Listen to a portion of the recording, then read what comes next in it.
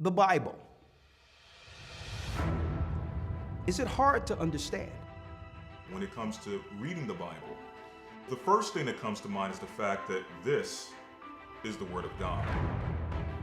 The seals have been broken, and the truth is here.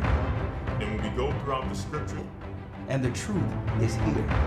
and when we go throughout the Scriptures, when we go throughout extra biblical records, we find that the language that God employed, that He used to create the heavens and the earth, was the Hebrew language. Christ said, I came for the lost sheep of the house of Israel. But yet no one, no religious leader, no religious church out there anywhere can now identify the 12 tribes of Israel. Can we? God is quite simple, but it seems as if man makes understanding Him hard. What are those mysteries? The truth of your book and the truth will make you free. The Hebrew and Bible Academy, you're invited.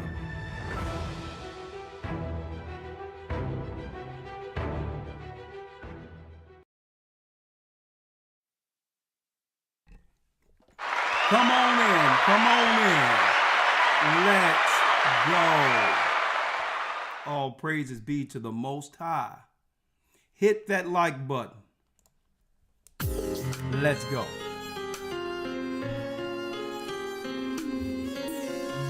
Come on, family, hit that like button. The East is where we're from. The 12 tribes of Israel. In 721 BC, Blessings, brothers and the sisters. Assyrian king, he took us down, we fell. With a great escape, we went to the Euphrates. The Lord held the waters still. Blessings, brothers and sisters. To a land where no mankind dwelt. We went, The who? the 12 tribes of Israel. So we be Manasseh, the Cubans, Ephraim, from Puerto Rico, Nepal is from the house of Hawaii. The Lord is calling back Israel. Come on, the North American Indians. There it is. Y'all know the song. Let me hear you. Let me hear it. The Arabs and Africans told us at gunpoint to gather our wives and children, then sold us. In the belly of these great ships we traveled in fear. By the rivers of Babylon we found our brothers here. Ahia, gather us. Whoa. From the power on high.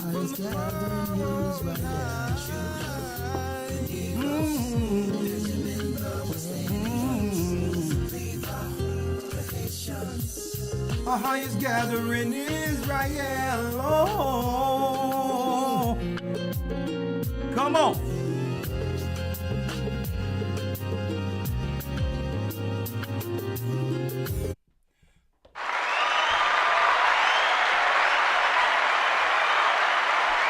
Blessings, blessings, brothers and sisters. We are the elders of the Gathering of Christ Church, here live with our weekly broadcast. Man, we're living in interesting times. When the earth shuts down again, will be our program this evening. Also, we're going to open it up, Elder Lawyer, at the very end of this with Zoom. When the earth shuts down again is the talking points or the broadcast we'll be talking about tonight. First and foremost, we would like to say, and I would like to say, all praises be to the Most High, Ahia, in the name of Yeshua, through the Holy Spirit. I thank the Almighty for the work. I thank the Almighty for this ministry. Thank you, Gianni. Thank you for all your support. Speaking of that, we have Issachar in the house. How are you? Speaking of that, Elder Lawyer, I couldn't help. I told you before the broadcast that we went by the what the Most High blessed us with yesterday. Of course, we have to secure things as far as cameras and all these others. And I'd like to thank the Most High for the lovely people in this church that are volunteering through the Philly body and all that who'll be there next week. None of this can happen unless we put our hands to the plow in preparation for what's to come. That's first and foremost. I know the Most High blessed us with this to help so many people as we come closer to the end with austerity happening. Hey, I thank the Most High. Like I said, we've been blessed with more than we've ever thought was possible. Sacrifice everything we had to deliver this word throughout the four corners of the earth. And through that, the Most High have confirmed his power within this church. All praises. And all praises go to the Most High God, the God of Israel, who revealed his name, Ahia, to us before this ministry in the name of his son. That's first and foremost. Another thing, brothers and sisters, we're getting inundated with phone calls and emails for the mass baptism. I would just like to say, please, it's okay. We're going to announce the mass baptisms. And I know it's going to be a bunch of people. 2 separate baptisms this year. You don't have to inundate us with it. We're going to let you know exactly where those locations are. Because we need to do these baptisms to get everyone in Christ's ark before the door shut. So again, we got your phone calls. We've received your messages. We're not ignoring you. Okay? Just keep your ears and eyes right here. The mass baptism will be announced. And once we announce it from this platform, there will also be announcements amongst the local bodies. We're also working to get the ministry in all 50 states. We're discussing the Maccabees program to raise these men who have learned under the church and have persevered to go into the other areas to build church before everything shuts down. We're working around the clock. We're working with the land. We're going to work with our brothers to make sure we distribute people out by twos. And we're going to have a mass baptism that I believe in the United States that's going to be the biggest baptism as of yet this year. I thank the Most High for that. Next thing. Yes, we don't have enough room for the Passover right now. So we're looking into some bigger venues, especially with the new people in the body coming in. And again, we're going to decide whether or not we go back to Tulsa. They may have to move the barrier and give us a bigger room. Or Florida. Okay? Or Florida. Okay? We were busting out the seams at the Passover, but I know with what the Most High is doing in the earth, more people are coming in, and we're going to have to make room while there's time. Okay? So, again, eventually we may have to poll all of you and ask, would you rather have it in Tulsa again or Florida? But we'll put a pin in it until that announcement. Either way, we're going to lock down, no pun intended, the venue sooner than later. Okay? Sooner than later, because we don't want anything at the last minute where, we don't book it and then we're not able to. And if we book it well in advance, it gives brothers and sisters time time to book well in advance, 7 months in advance, where they can get their lower tickets, low hotel rooms, and all these others. They don't have to worry about the high prices in the last minute. So we're going to lock this down quickly. So we'll probably have the Passover announcement, I hope, before the mass baptism announcement. I am shooting for, if it be the Most High's will, the mass baptism as soon as the New Year summer hits, according to the 364 calendar, okay? Summer according to 364, all right? So keep your ears to the ground. Oh, yeah, I'm coming to Colorado. As a matter of fact, I told Yashar that yesterday. We're coming to Colorado, so don't worry about that. All right. So it is an exciting time to be in this truth, to tell you the truth. All praises be to the Most High. It's exciting to be in this truth right now, to finish it. And that's why the Bible says, endure until the end. Let me tell you, brothers and sisters, I'm going to put this out there. In the Bible, in the book of Revelation, and we're going to go there a little later, Christ reminds the church to never forget your first love. What is that? That's the excitement we had when we first learned the truth and appreciated the gospel.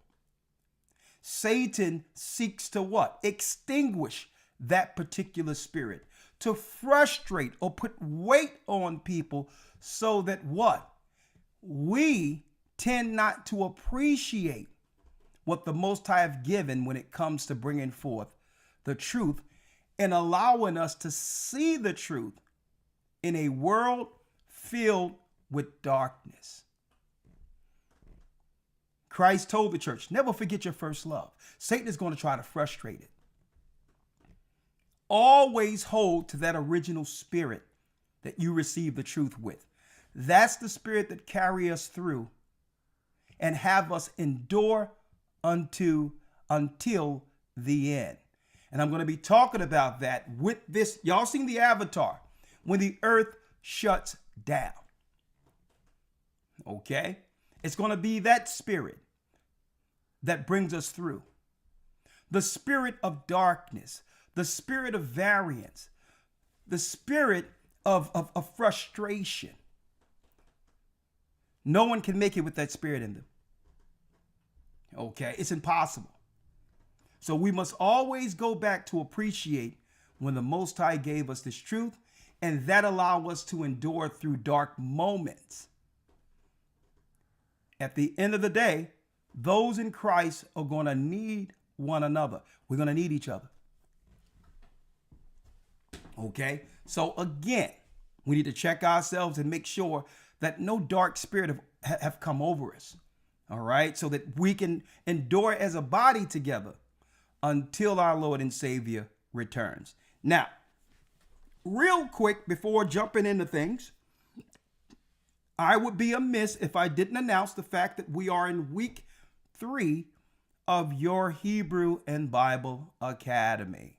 And yes, we're still taking enrollments. Elder Lawyer, I came up with a few things. I'm like, you know what? So many good moments we have in the academy that just go away, that the academites get to experience on a regular basis. Why not ever so often drop little tidbits like academy moments, showing brothers and sisters out there like how we go into the news and what's going on prophetically, real time, and give them a little snippet of the lesson, even though the lessons are 2-3 hours, to let people understand, folks, these are high level. The academy is a high level class, be it from Hebrew, and we're gonna snip some of Elder Lawyer's Hebrew also to show you how deep that is, going back to the Phoenician and how simple it is to pick up. We're gonna snip a few of those things out there and put it out there for you all too. But we started putting up a few academy moments just so brothers and sisters, Elder Lawyer, can know what they're missing if you're not in it. Right. Enroll. Go to historytimes.org, and if you enroll, again, we will make sure you get all of the weeks missed.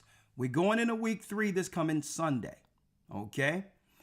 The promises of Abraham on a historical level. Okay? And with going into the promises of Abraham, we're going to break down the faith of Abraham. Brand new angle with the promised seed. Okay? Because before there was a nation of Israel, there was Abraham. And the nation was in him. So it's deeper than just being Israel. Faith was a necessity before we were a people. We're going to talk about that and more in this Academy Week 3. You don't want to miss it. Go to historytimes.org to enroll. And yes, I thank you, loyal Academites. Y'all showing out, y'all coming in, y'all supporting the work. Thank you. We really appreciate it. Now, the next thing I want to talk about is what? The theme, Uncovering the Past, Bible's History and Chronology. The fall and rise of Israel, the lost books of the Bible, we'll be going into those, how to stand on the word when it comes to the extra biblical text, what text you should be going into, and other, like you got crap like the Ethiopian Bible that need to be punted. Okay? Something that the Catholic Church went into, straight garbage. All right? Let me emphasize that. There's no Ethiopian Bible, okay? Okay, there's no Abimelech, son of David, and all this other garbage that's out there, but we'll talk about that. The lost books of the Bible. We're going to also go into a historical background of the Gospels to prove what? The true history of Christ and the disciples, the locations. We're going to bring in archaeology, all of that to prove that's right, that the Gospels and the actions of the Gospels actually happened. And I want to say that because you got people in the United States who are questioning whether or not Christ ever existed or Moses ever existed. And people on the other side of the world, you know, they look at our people here in the Western world as if they're crazy. How in America you can question scientific archaeological facts that the world have understood, I mean, for centuries. Right? So we're going to prove that so that brothers and sisters can have the archaeology and science. And we're going to show you all the places the disciples traveled. And folks, that's right. That's right. The disciples knew about the 12 tribes that were here in the Americas. That they understood it. That we would have to get to them with that ministry at the very end. And folks, that ministry is right here. The secrets of the times from Noah to Moses to Christ. Folks, that's going to be our week 12 lesson, where we show you the similarities of the three and how Christ fulfilled Noah, Moses, and how all of that is going to be what? When Christ returned, it's going to be the beginning, the fall of the world like it was with Noah, and the gathering of the people like it was during Moses all at once. Noah is known for what? Preaching, right? Warning the world before the destruction. Moses is known for what? Going through the wilderness, the rebellion that happened there, only to what? Be shown the promised land before Joshua and Caleb would have us cross over. Well, imagine Christ being both of those at once at the very end, operating in the spirit of Noah and Moses simultaneously with the angels. That will be week 12. You don't want to miss it. That's right. And again, we're going to go into what? Color and the Bible, since we're going into history chronology, like books like this. Nature knows no color line. To show you how they whitewashed black history from what? From English nobility. The schism between Europe was our people, King James and others, fighting against the Vatican in Europe. When we went into captivity, they whitewashed everything and made us believe that all of Europe was white. When we were the Protestants, we were the ones fighting against the Vatican, and we're still fighting the Satanic Vatican till this day. That and more in this Hebrew and Bible Academy. Go to historytimes.org to enroll. Now, Elder Lawyer, before I go into the lesson, I don't want to forget my brothers and sisters in Boston. Elder Lawyer and I, along with Elder Ramar, Shawan is going to be there, Bishop Shawan. Ganon is coming with me. If it be the Most High's will, he's invited. I spoke with him. And Shamal, Bishop Shamal from New York, will all be converging on Boston this Sabbath. If you've ever been a part of the Boston body, okay, because it's one of the smaller bodies, we're going to work with the people there to move that to the level it should be in the Spirit of the Almighty. Okay, we're coming together to galvanize the Spirit. We're going to sit down and talk with the people. And guess what we're going to do? We're going to leave Boston and leave them with a mission that will allow that church to prosper in the name of Christ. And we're not going to stop until, that's right, all of who belongs to the Most High in Boston comes in. Right? And guess what? What I'm hoping, by the time Thanksgiving come around, when they have that big thing at Thanksgiving where all the Gadites and all that come at Plymouth Rock to mourn what happened to them, that we have what? A multitude of Israelites who came in and were baptized in Boston to go to Plymouth Rock with the Gathering of Christ Church so that we can proclaim the truth at Plymouth Rock this year. That's right, folks. The elders are converging on Boston this coming Saturday. We're going to have a moth teach the class, and early in the morning, we're going to sit down and talk to our Bostonians so that we can move this church to the next level in New England and Boston. All praises be to the Most High. We'll see you there. Oh yeah, Elder Lawyer, before I go in, I wanted to make this statement real quick before going into the lesson. And I'm going to say this briefly because I know many of you continue to see things online and hear different voices. Make it clear, brothers and sisters, what you see here was doing the work before all these voices. And guess what? When those voices can no longer utter a sound, if it be the Most High, we'll be doing what you've seen us doing before the voices. Because all that matters is the work that's before you. We have no control who sees us online and asks to be a part of us. Okay, we never reached out to anyone and said, hey, would you like to be a part of the Gathering of Christ Church? We were doing what we were doing when everyone reached out, including the voices. Now, understand this. Everything being said publicly is not the full picture. And I know a lot of you know this. And we are not a body that handles matters, personal matters, through social media, public back and forth, and discourse. That's not what we're here for.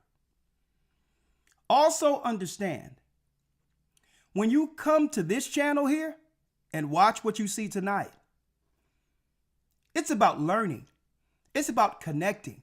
It's about coming closer to the Almighty together in one spirit without schism. We're here for the word. We're here to grow. We're not here, and neither will we ever be here, to address every voice or claim that's being made outside of this work. There is order here. There has always been order. Matters are handled through leadership, through counsel, and through proper processes. And very few people would actually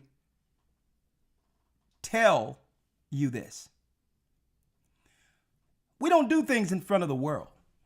We're the children of Israel. There's going to always be issues and problems, whatever the case is. But we're not going to make our channel and what you come here for any of that, because what?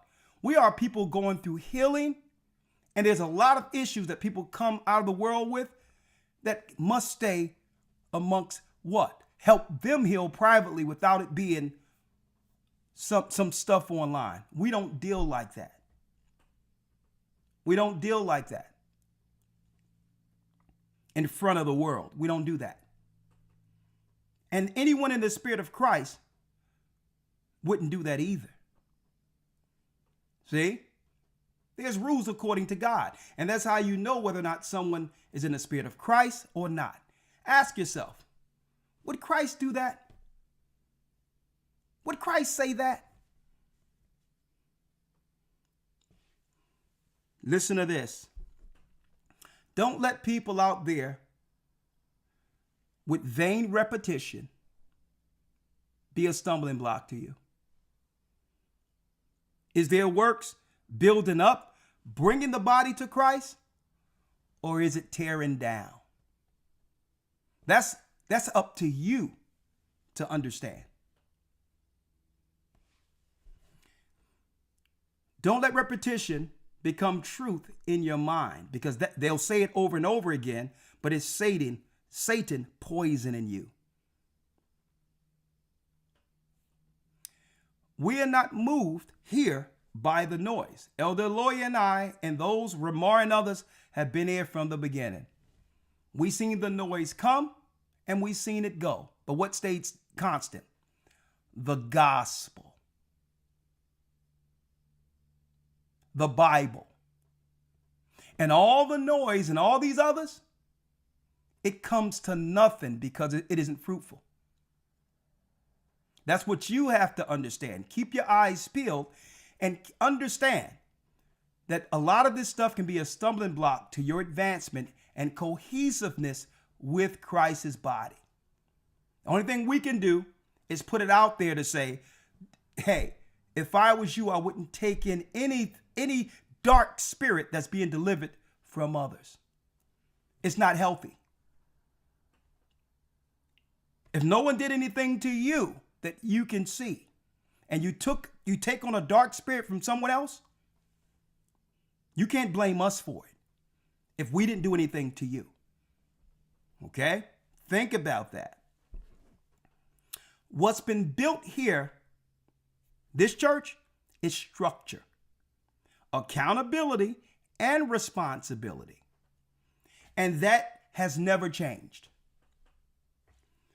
We remain, Elder Loya and I, and all the elders and the body of Christ. That is many, in preparation for what's about to happen. We remain steady. We remain in order with the Most High in Christ. And we will continue to move forward in Yeshua's work. Keep your eyes right here. Keep your eyes right here. We are who was before you when the Most High called you into this truth. Okay? And what you need to really focus on, really, the doctrine. That's what Satan hates. It's the doctrine of Christ that have gathered so many and have guided us through a time of darkness, even during the crisis that they call COVID. Against all odds, when all types of things was coming at us that you would even understood that was happening, when people was trying to tear down at the same time during the crisis, we stayed steady to guide souls. Many people have sent us emails and even testimonies here on this channel who said we probably would not have made it if it wasn't for this channel being locked down during COVID. And folks, when a crisis happens, you want to be right here. I'm going to tell you that right now. And speaking of, when the world locked down again, okay, hold tight. We're about to go in because it's going to happen again.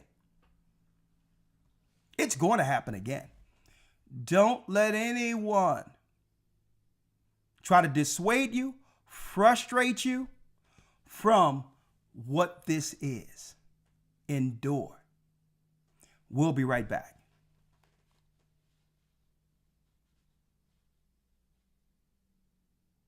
The Bible.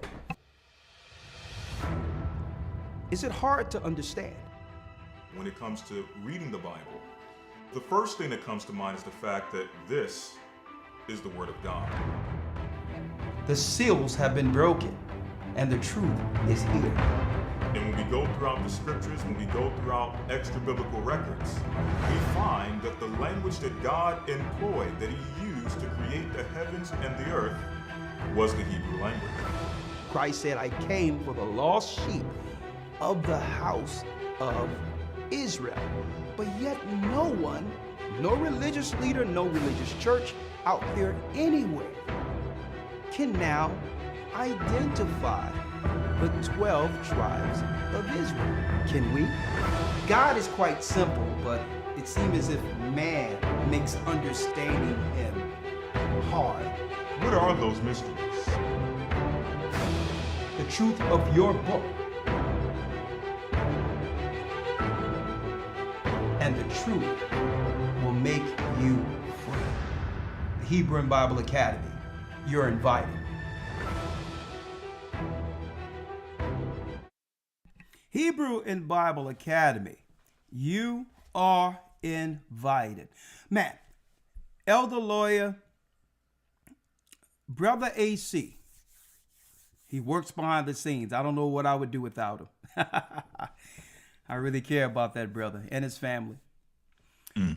He sent me a video with this Asian guy that popped out of nowhere who's explaining what's going on in the Middle East geopolitically. And he's even asked a question about the pandemic. Now, he sent this clip to me probably about, 2 days ago? I don't know if it was yesterday or 2 days ago. Thank you, Patricia. Thank you. Thank you, Maria. Right? And I've said, you know what? I've been looking into this, and it seems as if everything is leading to another crisis, another lockdown. And then today, I get a phone call. A childhood friend. I talked to you about it. And no sooner I kept on. I tell my family, I tell all the people I love and care, before you make a choice out of pressure, call me first. And I went to the pizza shop where my brother worked, and I seen him there, and something told me to ask him, hey, did you take that stuff when I told you not to? And he said, oh, June, I can't lie to you. I'm like, you did? He says, yeah, I only took 2. I'm like, get with me. I'm going to see what we can do about your situation. He said, I feel fine. I get a phone call today, right? He has to be no more than 1 or 2 years older than me. He was fine before all of that. And a close family member gone. And it's out of nowhere. Mm. And I couldn't help but think about when they were scaring everyone during the pandemic. I couldn't help but think about the doctor who came on, who was banned and could only come on through Rumble. And he said, listen, if the people take this stuff, the world we know, especially in America, will look different between 2025 and the end of 2026. A lot of people we know will no longer be here. I'll never forget that. He says, if the world falls for this, a lot of people we know isn't going to make it past 2026.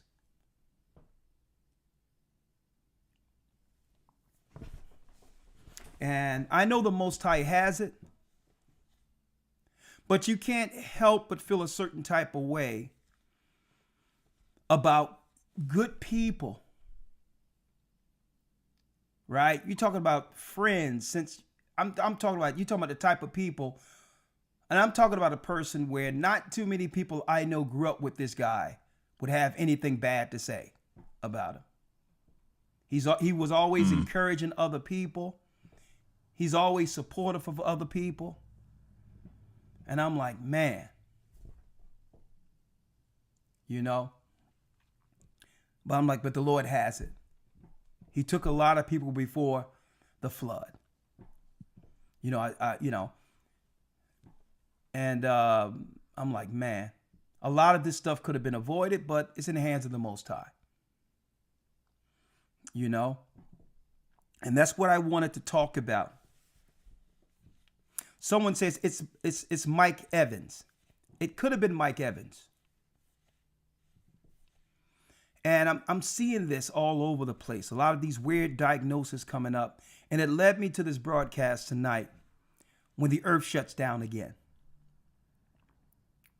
Right? So that we can actually take inventory of what's important. What the Most High said would happen in the earth, to make sure that we're in the right place when it happens again, because it's going to be entirely different. But it's going to happen again. What I realized, Elder Lawyer, especially at the same time when they were pushing the pandemic, right? Scaring people. Telling everyone not to go outside their homes. Right? Now, I'm the type of person where I don't fear man, and I don't fear what man say. I fear the Most High. I was out every day. Right. I was out every day. And guess what? It was one of the freest times in my life. You can just, police was even scared to go outside. You can run, you can go as fast as you want. There was no cars anywhere. I got from New Jersey to Philadelphia in 23 minutes. But this is what I noticed. First of all, I noticed how fearful the world is. Everyone plays tough. Right? Under normal circumstances. But COVID showed something. It showed you the difference between those who are courageous in the spirit and believe in Christ with true faith and those who are really scared. I was out every day because I needed to know what was going on outside. Okay? If you're there in your home at the behest of the talk box, the lie box, they'll create a narrative in your mind And now you're closed in, not realizing what's truly going on outside. That's a dangerous place to be, with the media narrating what's going on in the earth, when the media has done nothing but program and or lied to our people. I was out every day. And what I noticed the construction workers still constructed.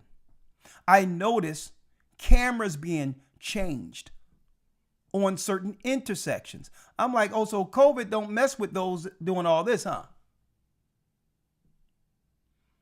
Right? I started recognizing certain things. Construction was still happening. They were changing lights and doing certain things on the road.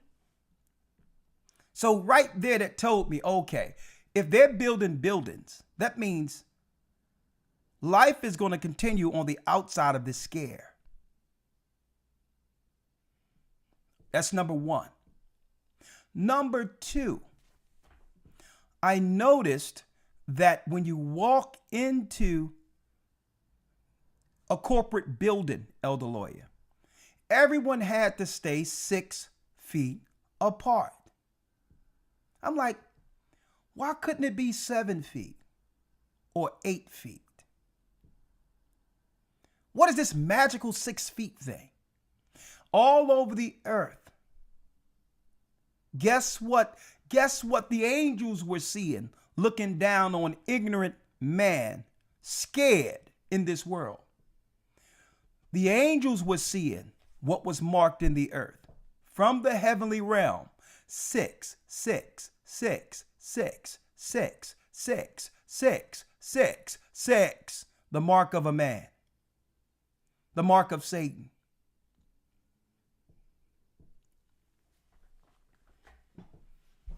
And what did I notice? Okay, you can put 2 and 2 together. The same time you're scaring those in America.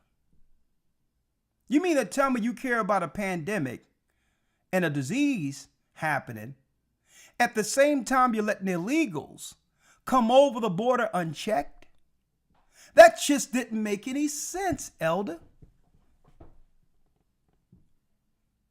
You can't tell us that you're scared of concerning all this that's going on, but you're letting these illegals come in unchecked.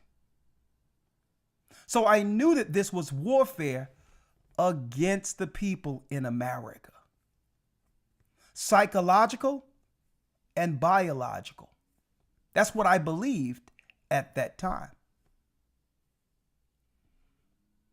Because if you protest George Floyd and everything else while that was happening, they didn't care if you had a mask. They didn't care as long as you was out there for the political issues that they were utilizing to probably, allegedly, disturb the elections. So they were subjective. They was using this as a tool that I've seen. A tool when convenient. It could be utilized to stifle one politically. If you're a white person who had a problem with a black person, but you're too coward, and here it is, you're just a starch racist. Now you got something in place to say, well, okay, I'm aggressive against this person because you're not wearing your mask. Right? It can be utilized as a political tool when convenient. If someone didn't want you to come into your store now they can exercise their racism and hatred overt, using this as what? As a proxy to show who they were the whole time. And when I seen this, I said, guess what? This is the prelude to the mark of the beast. And it's going to happen again. I've never seen a government which with that much control. I'm like, this is the government's dream. Well, you can go into a hospital and now, due to this, whatever they claim is happening, they have full power over your loved ones without you saying a word. A matter of fact, they have convinced you that your loved ones is the enemy carrying the plague. Man, I said, you know what? In lieu of everything we're dealing with right now, we need to talk about it because it's going to happen again. And I thank the Most High for this church. Because I wouldn't want to have to go through what we just gone through in spades next without those in like mind so that we can help each other through what's coming. Out of nowhere, hit that like button. Out of nowhere, Elder Lloyd, I'm going to put it here on the screen so you can actually see it. I was going to go into this anyway, but waking up, thank you, Teraz Israel. I was going to go into this anyway, Elder Lawyer, but it meant something even deeper when I woke up with the news today. When I drove, I'm getting ready so that I can travel tomorrow. Man, and woke up to the news about my friend. It's like, okay. The Most High is confirming that he really want me to talk about this. Right. AC sent me this, and I'm only going to show a piece of it. Patrick Bet David. He have Yang Zin. He had him on his broadcast. Listen to this, Elder. Now, when I was saying this years ago, it was an issue. But I guess it's okay for Yang Zing to say it. Fair use. For educational purposes only. He's going to ask a candid question. Fair use. You're not there. I'm not there. But what do you think? Well, I mean, I've never been to Iran. It depends where you are in Iran, right? So the cities are very different from the rural areas. But I think that given what's been happening in this war, I think there are a lot of young children who fantasize and they grow up and they want to fight the Americans. So I feel as though this war, given the fact on the first day the Americans struck a school in southern Iran that killed 168 schoolgirls, and they killed an 86-year-old man with prostate cancer. I feel as though there are a lot of young people who want to go to war with America right now. Number one, he's asking him, what are the sentiments outside of America when it comes to these young people who are growing up to become military age? And he says, they're growing up wanting to go to war with America. Those are the sentiments on the outside of America. Number one. At the same time, the military we have here is don't ask, don't tell. Women all up in the military. Men, frustrated not being able to have family, don't want to fight for America. And at the same time, they bring in all of these illegals to replace some of the people in the military who took the stuff and can no longer serve. America's military have never been weaker, and they're not telling anyone this. Listen to this.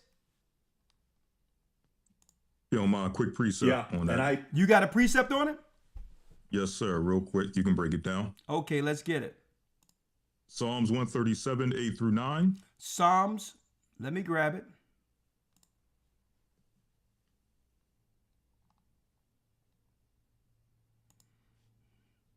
Psalms what?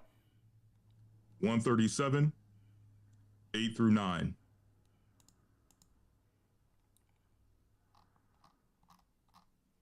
Psalms 137, 8 through 9.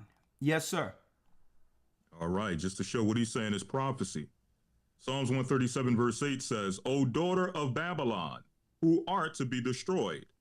Happy shall he be that rewardeth thee as thou hast served us.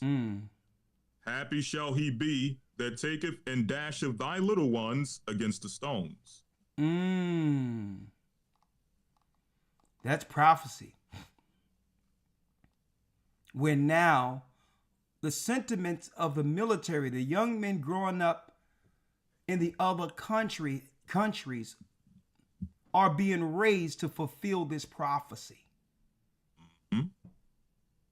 Finally, they get a chance to get their hands on the daughter of Babylon's military. And you have to think about what they've done by feminizing our young men, separating the families. Let me tell you, if the other countries are going to come against America, there's no better time than when their men are at their weakest. Men are operating like women. All of that. And you think the world can't see this?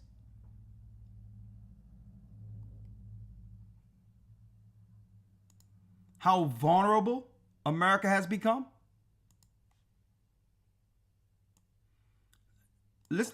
Now listen to him. Fair use.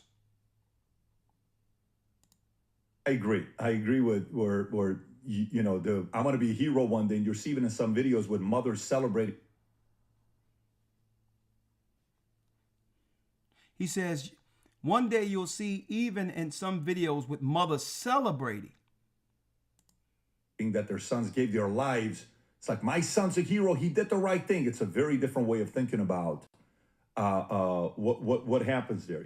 Very different way of thinking about. Thank you, Nasa. Let's talk about COVID. COVID is the time when I started talking about politics. Up until COVID, I had no desire to talk politics. All I did was business, and I would do my whiteboards. You know how you do your whiteboards? I would do my whiteboards, except nowadays we can do with the nice little markers where our hands don't get dirty. I did it the ghetto ways back in the days where I would get paint all over my suit and ties, and it was a hot mess.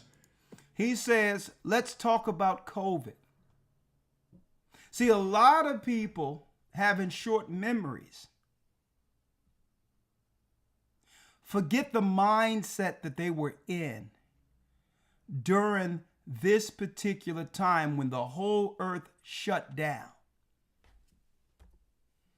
I'll never forget it.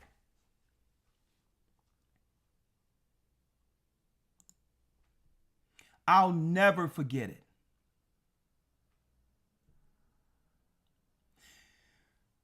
At this time is the first time there was a line in the sand between true believers and those who are walking the earth without faith. And it was clear. It was clear.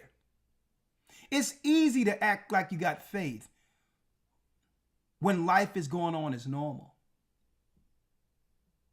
You can use your words and all this all you want. But I've seen everybody run around scared. Do you got your mask? I seen everybody scared. And I was looking at everyone. I was seeing how people were treating their own family members who didn't get a shot. They believed the government and was willing to side with the government over their own blood. I've seen all these people who claimed that they believed in Christ, even Israelites, siding with the same government they claimed was the people or the devil. They were siding with the devil concerning putting something in their bloodstreams. I was watching everything and I was taking in everything.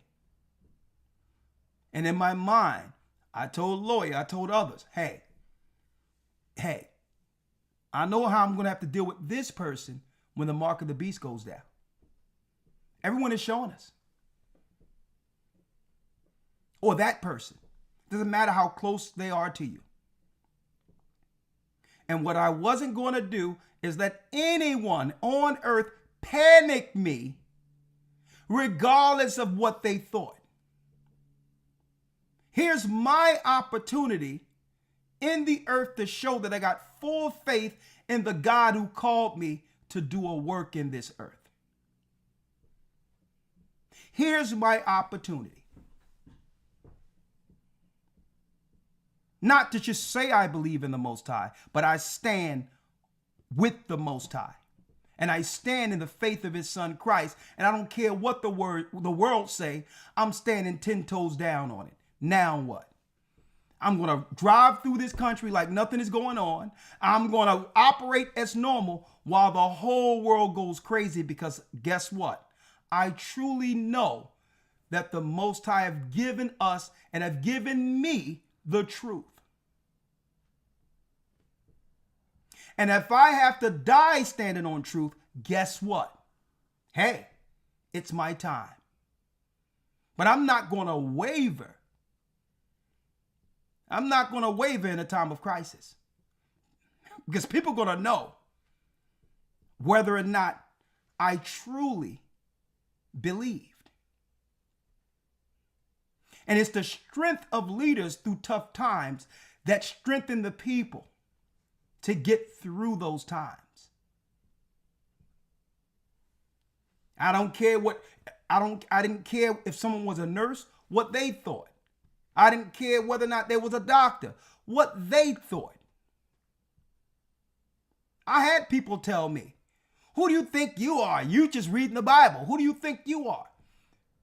Thinking that I'm disrespecting or undermining their particular profession. There's a lot of people in that profession who believed it and are no longer living because they believed it. Check out what he say here, Elder.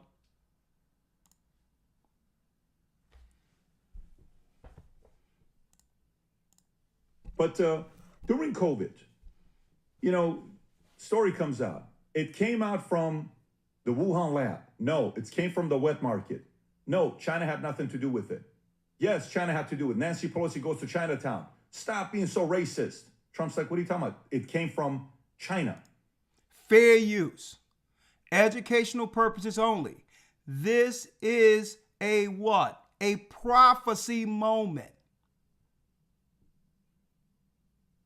Everyone was wondering where this thing came from, right? And check out what the Chinese believed. What does China say about COVID with their position? Because when the state media is telling their stories, and I'm living in Iran, and they're saying, let me tell you, U.S. is the devil, and U.S. is this, and death upon America, and all this other stuff. And, China's a pretty controlled environment, kind of like what you talked about earlier. How does China's state media control the narrative of what really happened with COVID?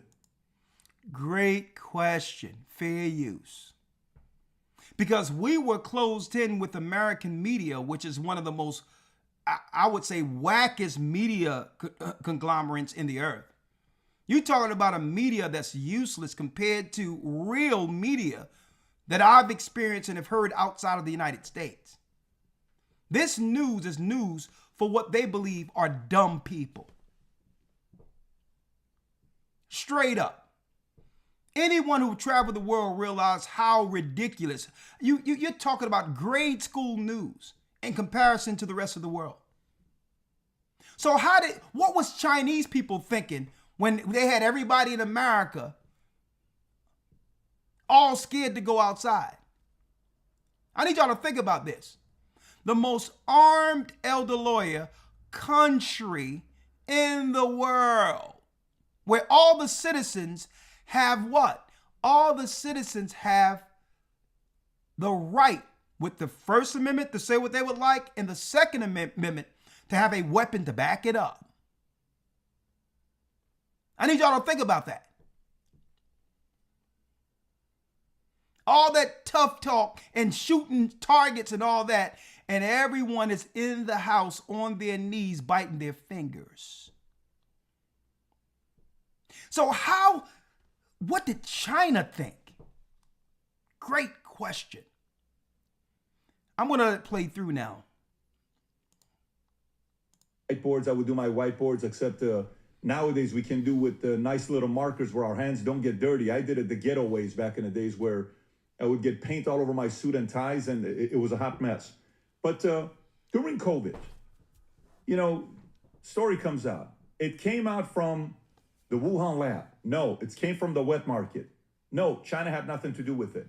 Yes, China had to do it. Nancy Pelosi goes to Chinatown. Stop being so racist. Trump's like, what are you talking about? It came from China.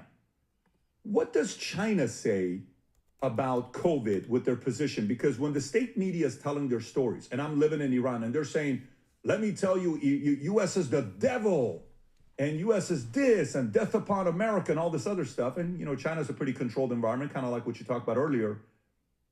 How does China's state media control the narrative of what really happened with COVID? Okay, so unfortunately, COVID has been memory hold in China. So no one talks about it. It was a traumatic 3 or 4 years for Chinese society, and people have basically just forgotten about the experience. No one even mentions COVID anymore. People still get COVID, but no one mentions COVID anymore. So all this has been memory hold, and people would rather just move on with their lives because there's absolutely no point in talking about it. But the Chinese government have said on multiple occasions that COVID started off as an American bioweapon. And listen to what the Chinese was saying to their citizens. On multiple occasions, it started off as an American bioweapon. So they're having this conversation amongst the Chinese, telling us what they believed it was while it was happening. This is the way a bioweapon, well, if something is a weapon, you get people out of the way for the replacements. Is that what they thought back then? That America was making room for them?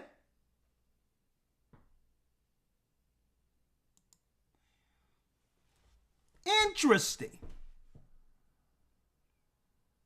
America and all this other stuff, and China's a pretty controlled environment, kind of like what you talked about earlier. How does China's state media control the narrative of what really happened with COVID? Okay, so unfortunately, COVID has been memory hold in China. So no one talks about it. It was a traumatic 3 or 4 years for Chinese society, and people have basically just forgotten about the experience. No one even mentions COVID anymore. People still get COVID. But no one mentions COVID anymore. So all this has been memory hold, and people would rather just move on with their lives because there's absolutely no point in talking about it. But the Chinese government have said on multiple occasions that COVID started off as an American bioweapon. And so that's what the Chinese believe, that COVID was an American bioweapon. It was leaked into China in order to hurt Chinese society. And there are a lot of elite Chinese who I talk to who believe the same thing. So they believe it was a bioweapon released from U.S. in China. That's the narrative they say. And that's what they believe. Is it tied? That's what they believe. Tied to Fauci, the gain of function? Is that kind of how they spin it, or what's their method of connecting the dots? So I'll tell you what I believe happened, okay? And so I believe that this was an American bioweapon funded by Tony Fauci. Obama had put a moratorium, a ban on gain-of-function research. And so Fauci subcontracted gain-of-function research to the Wuhan lab, which was actually a military installation. And I don't know if it was accidental Fair use. or deliberate, but it got released into Wuhan. And when it did get released into Wuhan, the early reporting was that this was killing a lot of people. It was actually burning your lungs. It was like a furnace. Your lungs became a furnace. So it's pretty deadly. And they locked down the city too late, and about a third of people escaped into other cities, as well as border flights for Europe. And this spread around the world very quickly. So I think that's what happened. But Chinese, what they believe is that this was an American bioweapon designed to hurt the Chinese economy. And that's a story. But they downplay China's role in it. Yeah, they downplay China's role in it. And culturally, is China a culture where if the government says that, don't question it. You don't have to take right to question it. Just buy it. This is what happened. Don't come back and question us because of freedom of speech. Chinese people know where the political red lines are, and they know how the political winds are shifting. And so Fair use. There's really no questioning of the government. What an advantage for the enemy to be able to see in America, where in America we bash each other and we're going at it, and everything's being exposed from congressmen on the left and the Fair right, use. and nobody in the world can see what's going on with China because no one can bring up anything. God forbid if you do, something could happen. I disagree. I think like if you want a healthy, creative, resilient society, you need free and open debate. The best thing about Now, he clipped that part off, right, Elder? Now, brothers and sisters, I'm going to show you according to the Bible, the prophecy of some spirits getting loose, eventually going into people at the very end. We're living in the last days. That's the piece they're not giving you. Right? That's the piece. They're not giving you the prophetic side of this. Right? Now, you may have noticed, brothers and sisters, a lot of weird behaviors of individuals after they begin to open up, after a large number of people receive the stuff. Well, there's a lot of anomalous behavior. It was weird before. It's unexplained aggression and mental illnesses now than beforehand. Now, let's unpack this real quick, Elder. First of all, he said that China concluded that it was a bioweapon. Well, listen, this is what he's saying, all right? A bioweapon, which means, it's used as a weapon against humans, right? For whatever reason, that's what they think in a nutshell. And guess what? If that's a bioweapon, it's more dangerous. If it's a bioweapon, then it's more dangerous than a gun. Somebody pull out a gun, you're going to run the other way. But the people were running towards the clinics. They were running towards the pharmacies for this. So that would make, if it is a bioweapon, it would make it more dangerous than a gun. Right? Because you're going to run away from a gun. Right? Now, I need you to think about this. If it's a bioweapon, now, in order for someone to get immunity against a disease, this is what they're not talking about. And this is what you have to understand. That means a little bit of the stuff that they call the bioweapon must be the ingredient your body have to form an immunity against. So that means the stuff have to be placed in you so that your body can react and be immune to it, from it. See? So China is considering it a bioweapon, but yet some of it must go into you in order for your body to have immunity from it. A lot of people don't know how, this is how vaccines work.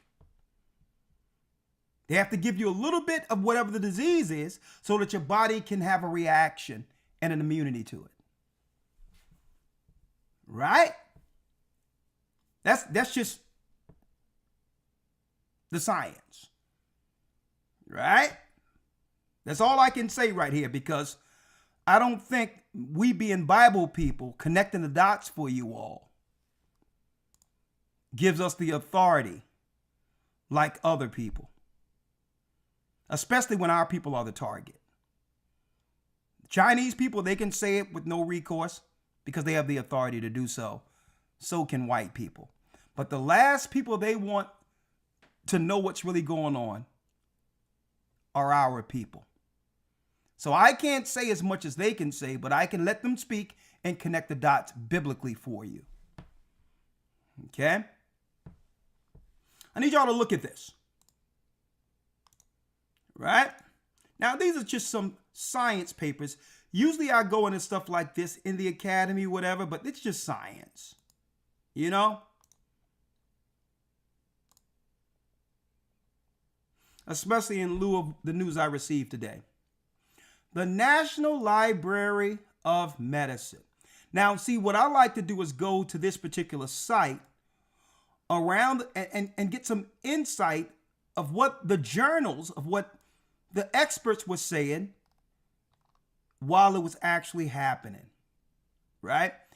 April 21st, right? This is around 2021, right? I want y'all to check this out, right? The outbreak, right? It says the outbreak. Look at what it says here. An increasing number of infected cases and death tolls rose to, talking about death tolls, as of April 26, 2021. Look at this. This paper represents a novel design. Listen. For the frequency domain reconfigurable antenna at Gocc bands for satellite internet of things, tracking applications.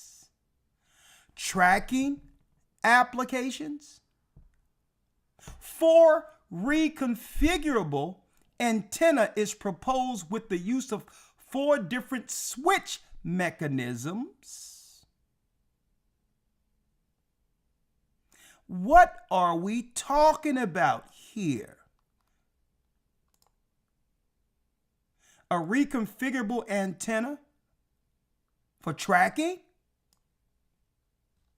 Folks, is this NSA surveillance? Or is this a bad cold? Think about this, folks. See, I go to my old journals and what was going on in 2021 because they were saying what? They were saying it out loud what this is all about. But the people were too scared to actually hear what this is. Tracking systems in place? Is this a prelude for the mark of the beast? Now, it isn't the mark of the beast, folks. But it's definitely the mechanism. The foundation have been placed, have been put in the earth for when they lock the earth down the next time with the mark of the beast. Tracking? Well, how would it track? Well, is there nanoparticles in it? Does these nanoparticles send signals from the outside of the body where things are being controlled from the outside of the person? That's a question. Just a question. Can the nanoparticles join together and become a weapon in a person? That's just a question. Can it just stop the heart or make another medical issue where you have to run to the hospital or doctor for now all these medical issues that come out of nowhere? And then once the prescription is written, the nanoparticles can turn into something else, and now you got another sickness. Could it be? Could it be what this guy is saying? A bioweapon? I'm not saying it. But could it be?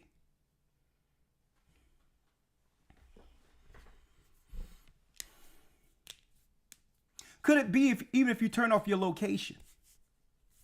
They can still locate you.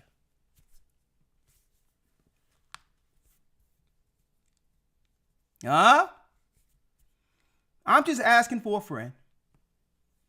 Could it be that when a person who took this stuff, not thinking of what it was, could it be that when we see these anomalous mental situations and sensibilities, it's the person actually fighting against what's in their mind that they can no longer control.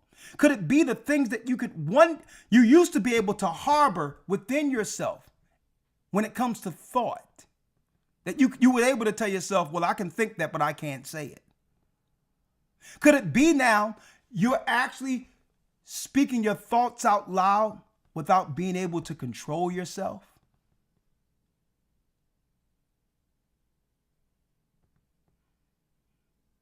Have people been taken over?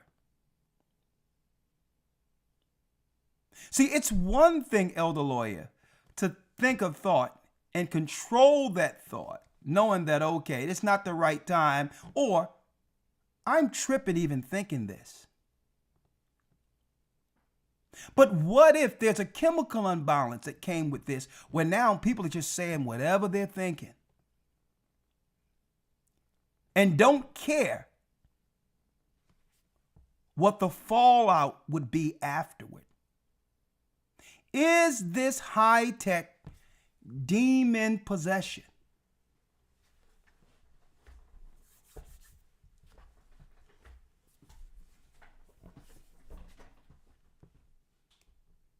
See, and that's why I'm careful, brothers and sisters.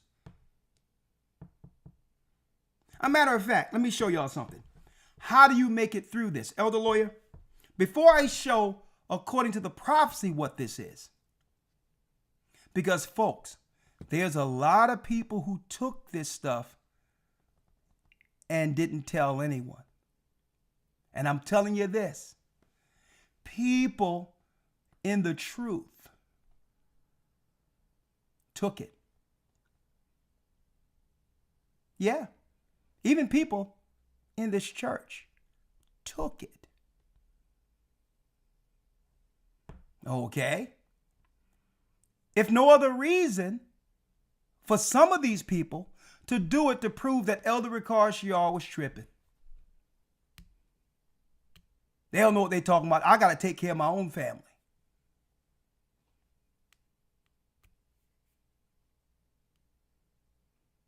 A lot of people took it, folks. I tell you, a lot of people took it. You know why? Because they were looking at whether or not they would be able to work, or what happens if they lose their jobs. A lot of people. So, how do you operate with someone that has a bioweapon seeking to trigger you into confrontation and or conflict?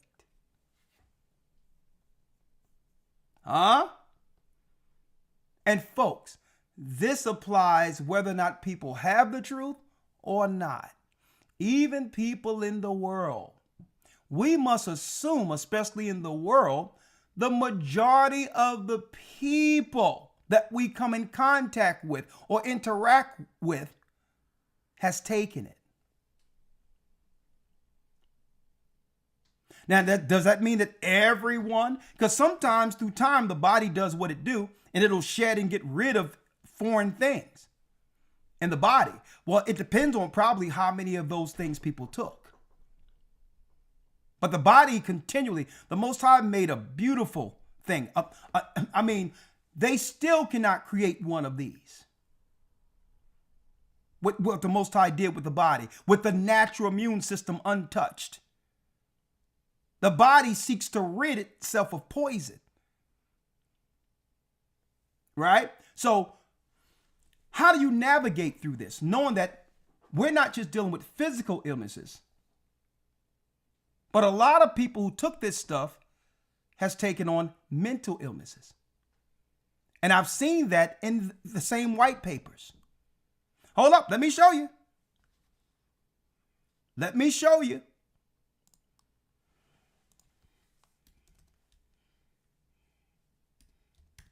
Let me show you. Get Matthew 5 for me, Elder, in a second.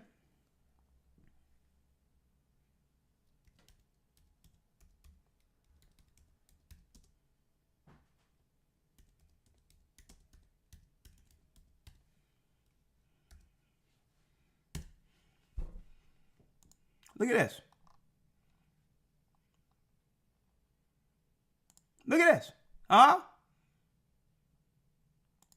Folks, a lot of people didn't tell us, but they took it anyway. Some people did it saying, thinking what? Hold on. Hold on. Hold on.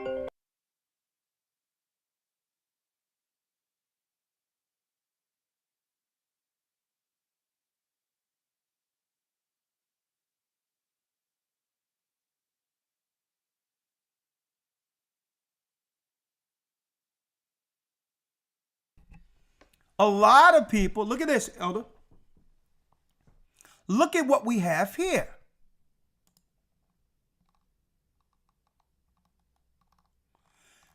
National Library of Medicine, Indian Journal of Psychiatry. Look at what we have here. Unmasking of schizophrenia following that.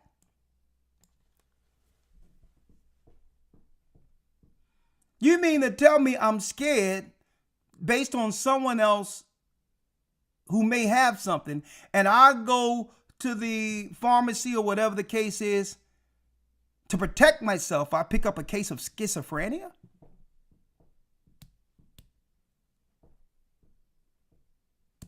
Anomalous behaviors? Huh? Hold up. This is what I'm going to do. Real quick. I'm just going to do this real quick. Y'all think I'm making this stuff up? This is regular old medical journals.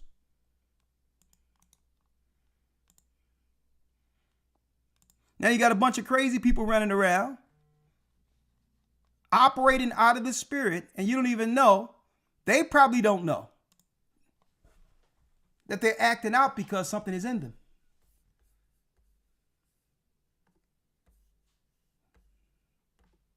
Huh?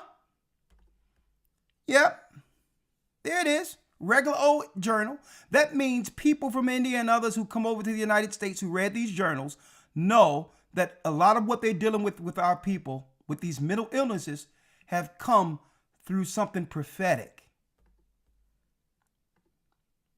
There it is. Regular journal.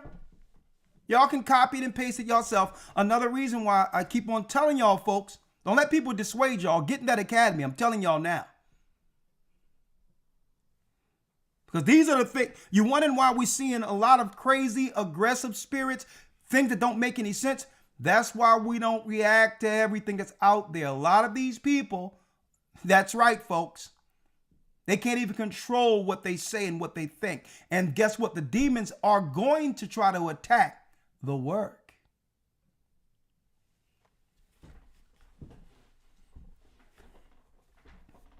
Someone says, look at this, Elder Lawyer. And guess what? This is a regular old journal. Regular old journal. National Library of Medicine. I don't make this up. But guess what? Elder Lawyer, look what this sister said. This sister said that her sister, my sister, has been diagnosed with it. And my mom is unable to handle her. And she got boosted 4 times.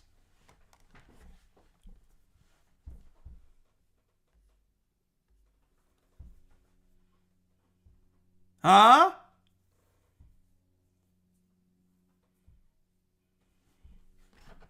Now, so how do you, if you're dealing with aggression from people who don't normally operate like that, know that they're probably chemically induced with a demon? So we're going to be living through some serious times coming, folks. Because you think we're battling just regular people. When these people, by not listening to the Most High, by listening to these other sorcerers who they trusted with white jackets, have taken on many spirits than even they can deal with. And all of those spirits are going to be aimed right towards the men you see right here.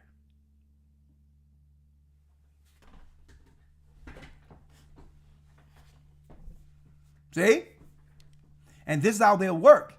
Folks, I spoke to another brother about this just the other day. Y'all better look at that movie, Fallen Again. It doesn't matter if I have nothing to do with anything. Someone can have an issue and they'll find a way to tie me into it. At the end of it, what it is one spirit going from one person to another person to another person until it's standing in front of you or standing in front of me saying, okay, I'm here with you now. That's how it works. We must be careful carrying people's darkness because it's just a spirit trying to get in proximity of those who's destroying Satan's work in the earth. They don't care who they use. And guess what? What they did in 2021 and shutting everything down, they released the spirits and made the majority of the people in this earth hosts. Remember this lesson. Wednesday, April 8th, 2026. I've seen it. I've sat there with Elder Lawyer and look and see spazzing out in all of this. And we just sitting there like, interested. Not reacting to it. Not reacting to it. And someone may ask, well, if you see a spirit, you got the name of Christ, the Most High. Why couldn't you just rebuke the spirit? Why couldn't you just take the spirit out? It doesn't work that way. The person who has taken on the spirit must ask for help. They're the ones that must come and ask to be healed. Christ went into a whole city and couldn't heal one person, and he is the Son of God. What if one takes on the spirit and the spirit gives them power that they have never had to harm others? They don't want to let the spirit go. It has given them courage to fight and to destroy others, and they love the power. These are people who will never let that spirit go, that have taken it on by taking the stuff.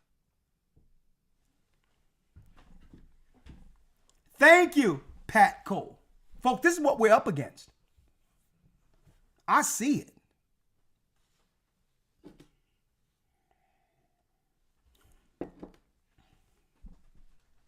Folks, this is what we're up against. Open your eyes. Look at that movie Fallen by Denzel Washington again. It doesn't matter who the spirit went into, and that spirit was Azazel. It would work through any people so that it can look directly at Denzel Washington. Doesn't matter. Look at that movie Fallen. And it so happens they filmed Fallen, Elder Lawyer, in Philadelphia.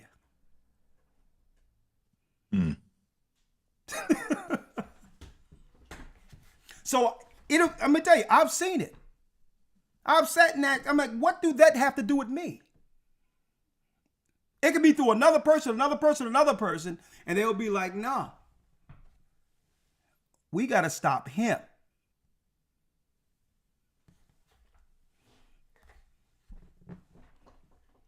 It's all tied together, folks. I'm going to show y'all something. So what spirit must we be in to overcome this? And anything you have, Elder Lawyer, you can actually bring it out. But let's go to Matthew 5 first.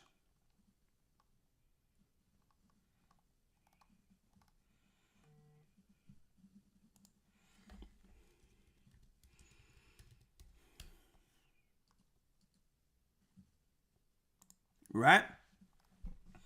Matthew 5 is the key.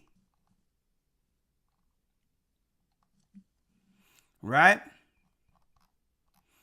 Matthew 5 is how you navigate biblically through this.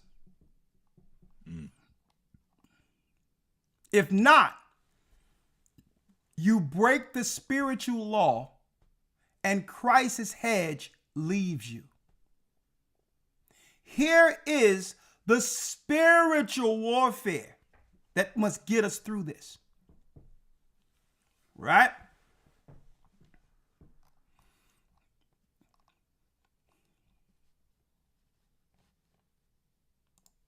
Elder Lawyer, if you will, let's start at the second verse. Yes, sir. St. Matthew 5, verse number 2. And he opened his mouth and taught them, saying, Blessed are the poor in spirit, for theirs is the kingdom of heaven. Blessed are they that mourn, for they shall be comforted. Blessed are the meek, for they shall inherit the earth. Blessed are they which do hunger and thirst after righteousness, for they shall be filled. Blessed are the merciful, for they shall obtain mercy. Blessed are the what? Blessed are the merciful. Blessed are the merciful. People think having mercy, brothers and sisters, is a weakness. And the time we're living in, those that are controlled by Satan wants blood. See? They want a hanging. See? But our power is when we're hedged with mercy. Well, why didn't you hang somebody? Why didn't you kill somebody? Why didn't you ostracize somebody? Blessed be the merciful. I'm merciful, that's why.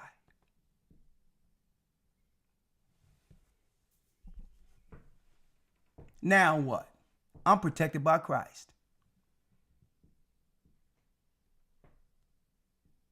That means you can have the power to ostracize, embarrass, or harm someone.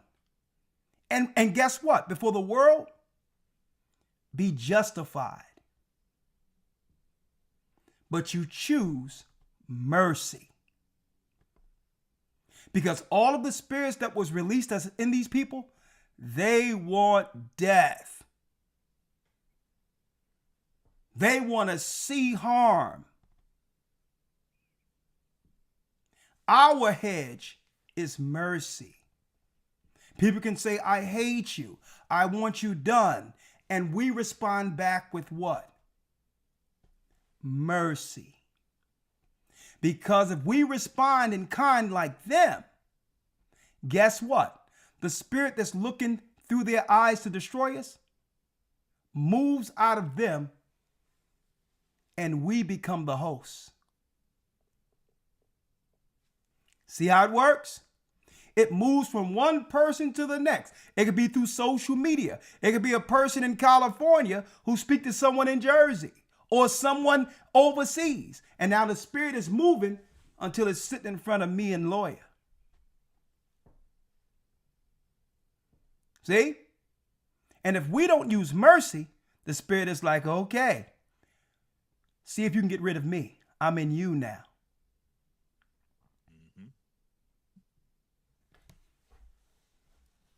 It's real.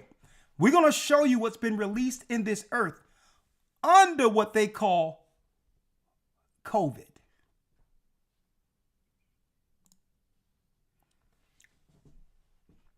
Blessed be the merciful, what? For they shall obtain mercy. No, if someone did something wrong, kill them, hang them, destroy them, ostracize them. Hey, embarrass them. Blessed are the merciful, for they shall obtain mercy. Now what? If I got power to make a decision, I can choose mercy. See? Think what you want.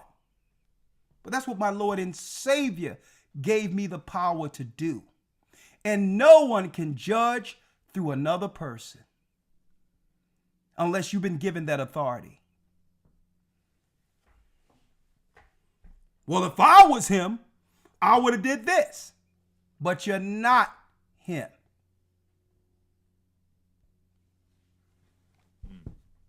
See? But you're not. Blessed are the merciful, what? For they shall obtain mercy. For they shall obtain mercy. Read. Blessed are the pure in heart. Now you have to understand what the pure in heart is. You got to know when you're dealing with a person who wouldn't mean to hurt anyone, who wouldn't seek to hurt anyone. That's a pure heart. See? Because a pure heart thinks like this. How would I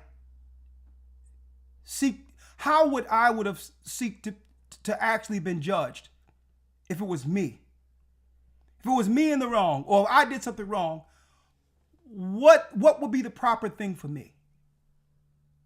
Would I want an opportunity to show that I'm a better person? Would I want the opportunity to prove that I'm sorry for what I've done and become a better person for it?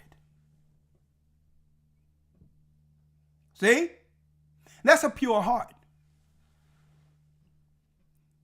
But no. The Satanists and those who are taken by the Spirit is saying we want blood, want someone dead, want someone hung. We want them to live with whatever they dealt with for the rest of their lives. There is no forgiveness. There is no repentance for this person. That's because their hearts are dark. A pure heart would cheer a brother or sister who's better for even when they've stumbled. That's a pure heart. See? Blessed are the pure heart. Read. For they shall see God. For they shall see the Most High. See? Those with a pure heart. That means you know you have a heart where you'll give to everyone, that you would never seek to hurt anyone, that whatever you have, you'll give to people. Guess what, folks? And I'm going to tell you, folks, Satan is going to try to take that from a lot of you. Don't ever change for anyone. It's people like this who's going to see the Most High and get accepted by him. It's people like this who can sleep at night. 9. Blessed are the peacemakers. Blessed are the what? Blessed are the peacemakers, for they shall be called the children of God. No, the peacemaker. So the children of God are Israelites, right? Blessed be the peacemakers, folks. There's only 2 masters. If you got someone that all they want is conflict, all they want is debate, all they want is destruction, all they want to do is cause issues where there's conflict and smoke just blown up all over the place from day to day. I need y'all to think about this, folks. If there's only 2 masters, who is ruling over people who's seeking war all the time instead of peace? Satan. There's only 2 masters. No one can say, well, hey, I'm doing this because of Christ. I'm causing conflict. I'm causing disturbance because of Christ.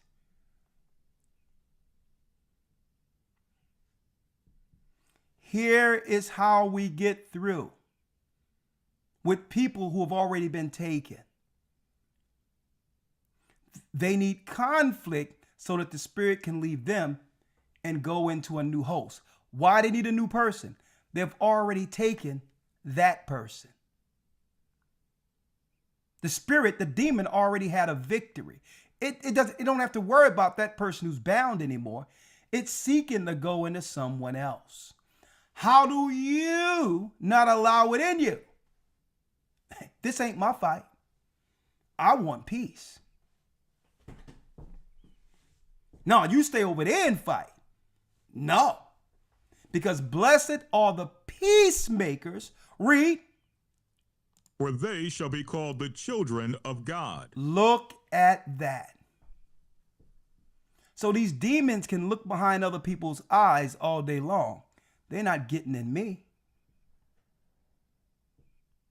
Oh, you want war? Peace. See? At least I'm out of the way of it altogether. See? So I can do what the Most High have me do. Blessed are what? Let's go to the next one, Elder. How do you hedge yourself through such a time? Blessed are what? Blessed are they which are persecuted for righteousness' sake, for theirs is the kingdom of God. Because you'll be persecuted for righteousness' sake, knowing you're trying to do what's right, and people are going to hate you for it. See? They're going to hate you. See? Blessed what? Read 11. Blessed are ye when men shall revile you and persecute you, and shall say all manner of evil against you falsely for my sake. Blessed. We're blessed.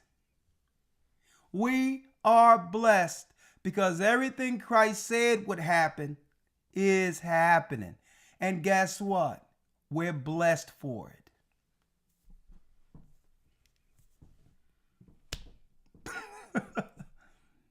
So you don't have to try to justify yourself and say, well, it didn't happen this way. This is what's really going on. No. We're blessed. Especially if you know what's being said isn't true. We're blessed. It comes with the work. 12. Do what? Rejoice. Do what? Rejoice. Get upset. And be rejoice. Rejoice. And be exceeding glad, for great is your reward in heaven. For so persecuted they the prophets which were before you. They persecuted the prophets that were before us. If it was Isaiah living right now, prophesying and doing Christ's work, they would do the same thing. Jeremiah, all the prophets, they would do the same thing. They wouldn't see any of the good of the prophets. See? They would try to find something to speak ill of a person who they know is doing Christ's work. We are to rejoice. So I'm showing y'all, brothers and sisters, spiritual warfare. Christ has given us the tools to navigate through such a time where people are chemically induced with demons. Go down to the 17th verse, Elder. 17. Now, look at what happened during COVID when every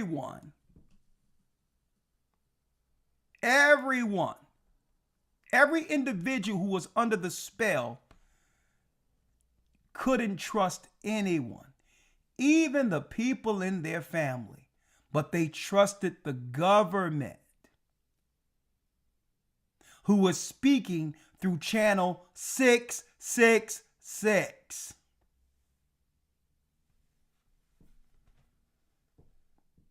Satan had it where no one trusted anyone around them but him.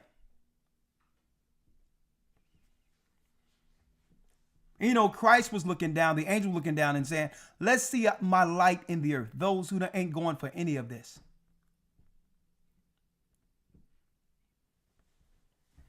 Right?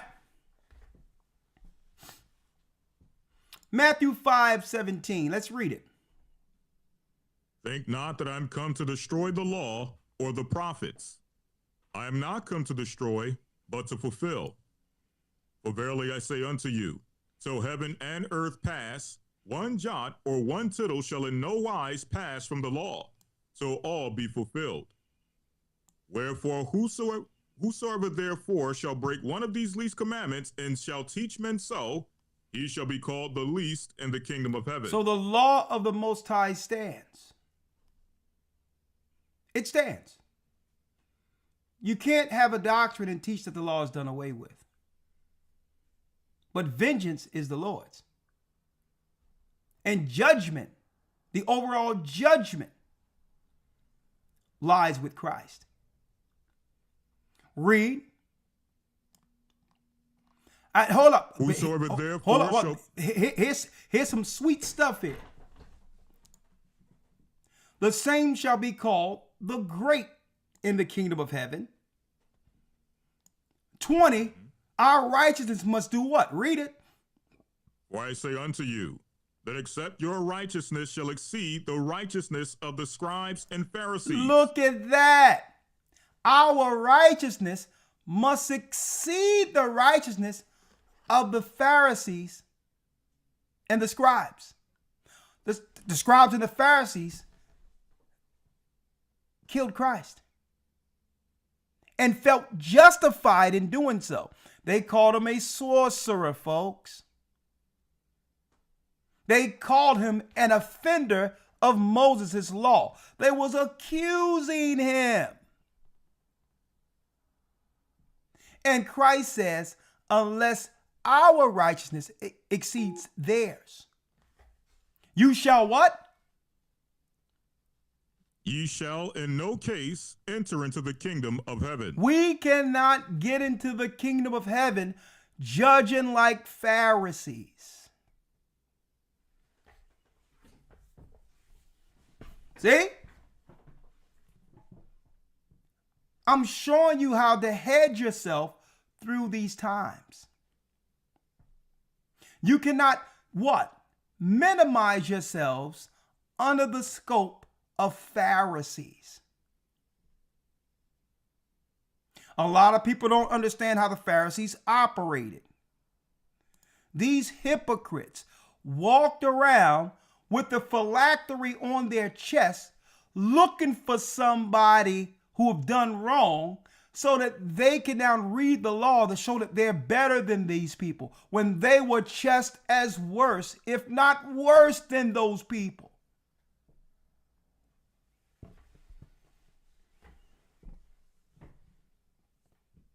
See? Satan is the accuser of the brethren. See? It's not about mercy at all with Pharisees and scribes. It's about wrong, wrong, wrong, wrong. Everything is wrong. It need to be towed down. It need to be destroyed. Stop the work of Christ. Stop it already. You're doing too much. You're saving too many people. You're baptizing too many people. You're helping too many people. Stop already. See how it works?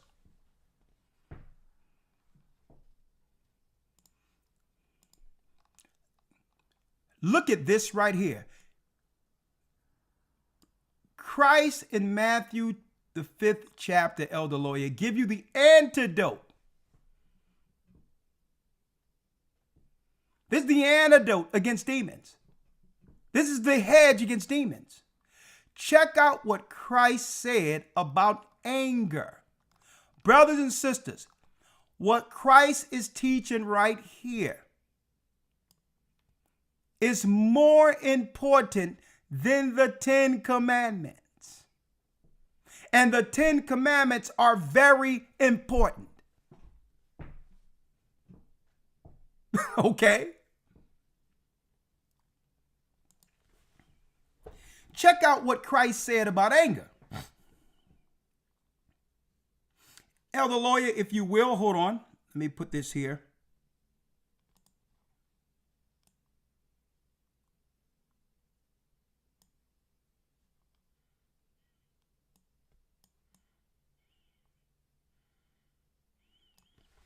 Okay, Elder Lawyer. 21. St. Matthew 5, verse 21. Ye have heard that it was said by them of old time, Thou shalt not kill, and whosoever shall kill shall be in danger of the judgment. There it is. But That's I one say of the 10 commandments. Read.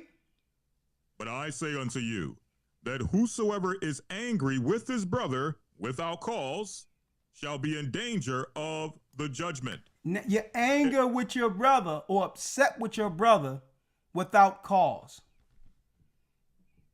When you know who your brother is. But what is this anger? It would allow you to have a man who's doing right, and in the colons, it tell you what that is. And whosoever shall say what? And whosoever shall say to his brother, Reka. Reka, which is fool. So the same brother that they know that they're angry with without a cause, and then go to others and berate the brother and talk down and minimize the brother as a fool. Shall what? Shall be in danger of the council. What council? The real council. The council of Christ and the angels in the judgment. This is the council that we should be focusing on. This is the council in the heavens. But who? Read. But whosoever shall say, Thou fool, shall be in danger of hellfire. Shall be in danger of hellfire. That's talking down and berating someone without a cause. Having other people feel a certain type of way about others without a cause. The council, then the hellfire. It's talking about the council of the Almighty. This is what we're up against, folks, because something was loose in the earth. Right? Listen to this. Here's the antidote. Listen to this. 23. Therefore, if thou bring thy gift to the altar, and there rememberest that thy brother hath aught against thee, leave there thy gift before the altar, and go thy way. First be reconciled to thy brother, and then come and offer thy gift. What that mean? The Most High is saying, don't come and pray to me, claiming you're doing something in my name, when you haven't rectified it with your brother. You're not doing this in Christ's name or the Most High's name. You're being ruled by the devil.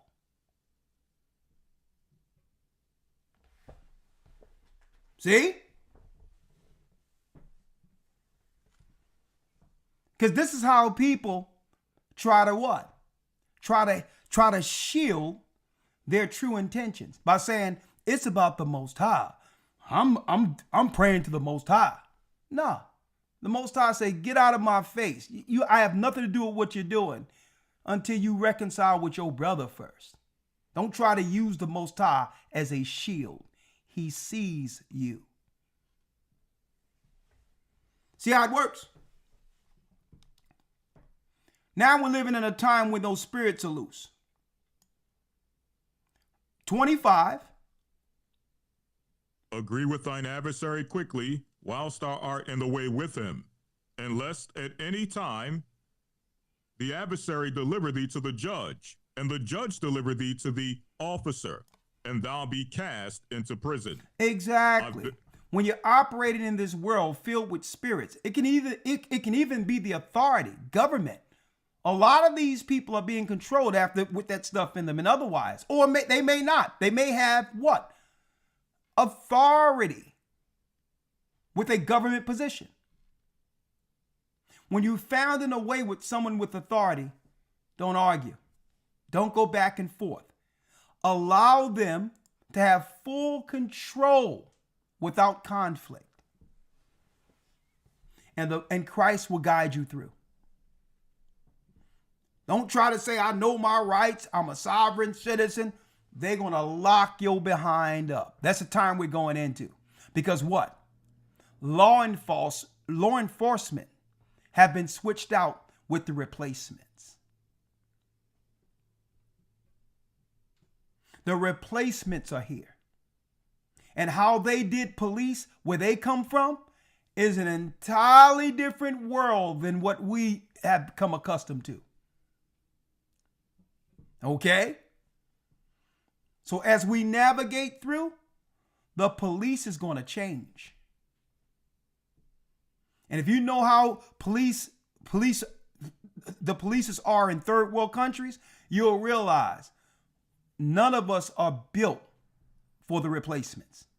You are to agree immediately to get out of the situation. Immediately.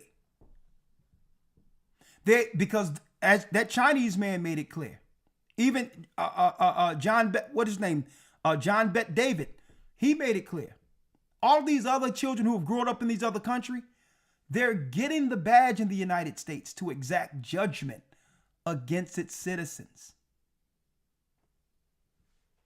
They're here with the military, with ICE, joining the police force so that they can take down America from the inside, starting with the arrogant citizens.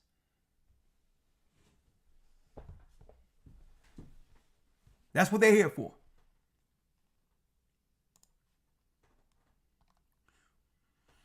Now let's go all the way down. Elder Lawyer. Here is the key thing. You read Matthew 5. Matthew 5, brothers and sisters, is the antidote to the stuff that's in people. Okay? Retaliation. 36. Read it. Yes, sir. 36. Neither shalt thou swear by thy 38. head. 38. 38. You have heard that have been said, an eye for an eye and a tooth for a tooth. You heard But that I have say been unto said, an eye for an eye, a tooth for a tooth. So Christ is letting us know there will be scenarios where someone does something that will provoke you doing the same thing back to them. Because it seemed justified. Well, he did it to me, so I'm going to do it to you. No. Remember when I mentioned the spirit that's looking behind people's eyes, waiting to come into you? What they'll do is try to provoke a response so that the demon can travel into you. And this is how they do what? It'll travel from one person to the next, and then they'll have a team of people controlled by the same demons. That's how it works.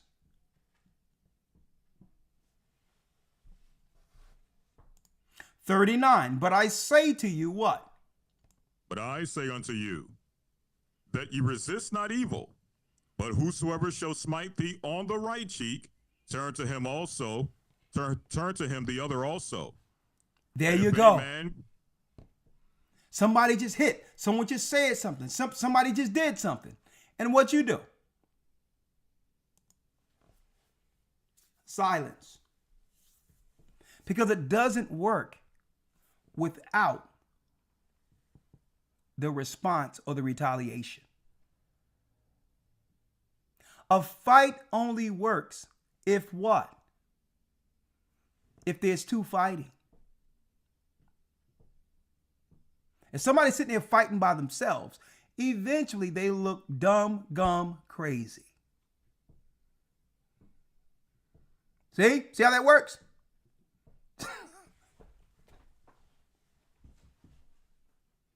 The whole point of the provocation is to wait for the retaliation. See? When someone has a spirit in them, that's all they know.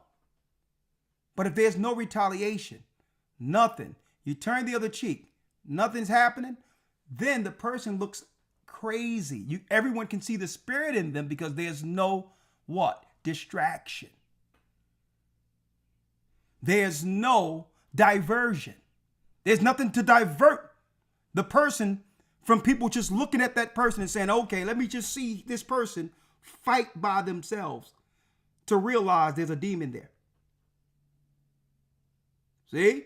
If you do nothing at all, then the focus is on, okay, who's this person fighting by themselves? And how is this Christ? See? Now there's a difference between Christ when he was operating and the guy who had a legion of demons that they had to chain in a graveyard by himself because the only thing he knew how to do was cause conflict and chaos. There's a clear distinction between the two. But if Christ went back and forth with this legion that couldn't be satisfied, you would think something was wrong with Christ. See? So the only way to understand what you're dealing with is if one side stands still. See? This is how you make it through. See? This is how you make it through.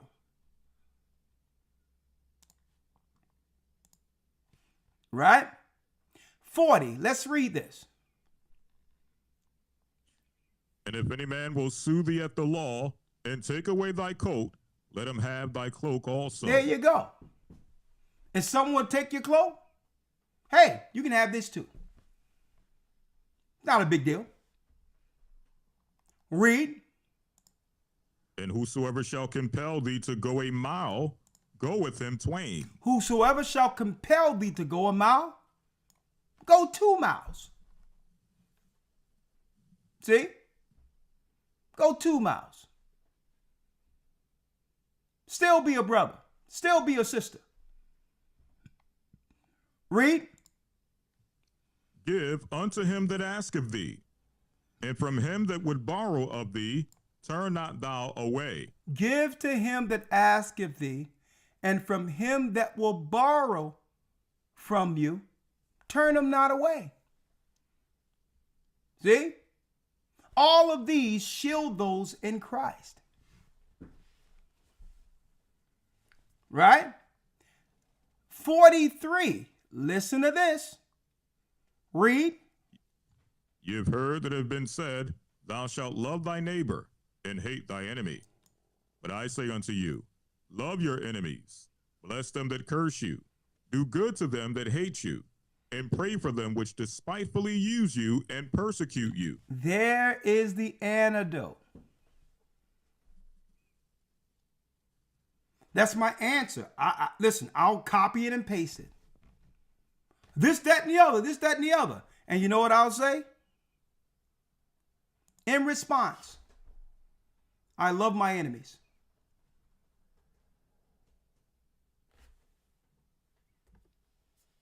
See? An enemy cannot hide that they're an enemy. They can't hide it. It's clear when you have an enemy.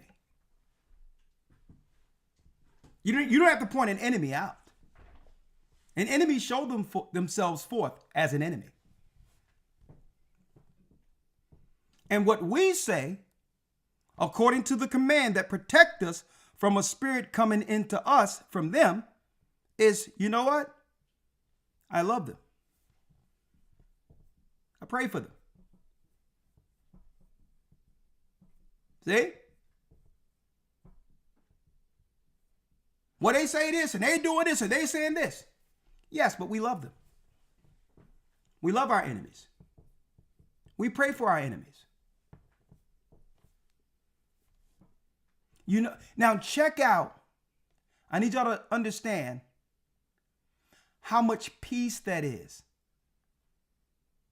When you don't have to exert the energy that comes with hating somebody, obsessing with somebody, how peaceful that is. It takes way less energy just to say, I love you and I pray for you. See that? Now, no darkness, no nothing. Light. Now the spirit can look behind other people's eyes, but have no entry.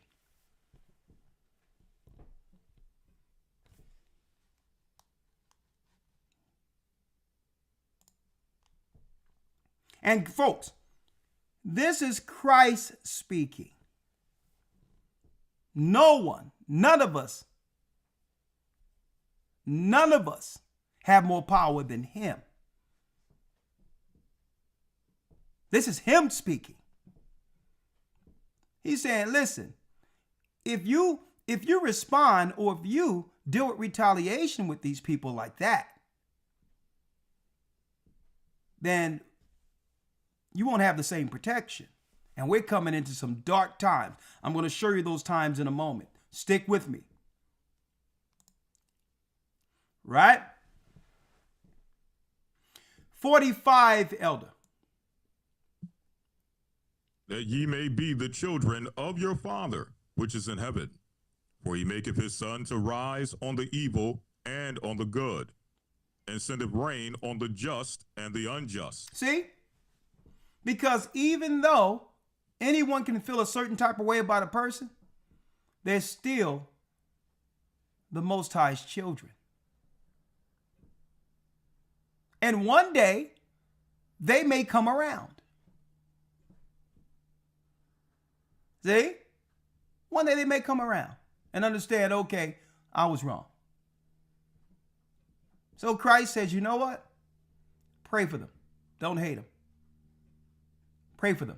But don't let the spirit in them that's in them in you. See how that works? 46. 46. For if ye love them which love you, what reward have ye? Do not even the publicans the same? If you love those that just care for you, there's no reward in that. But suppose you love your enemies. And in good conscience, you know that's true. There's a greater reward in that than loving people who's down with you.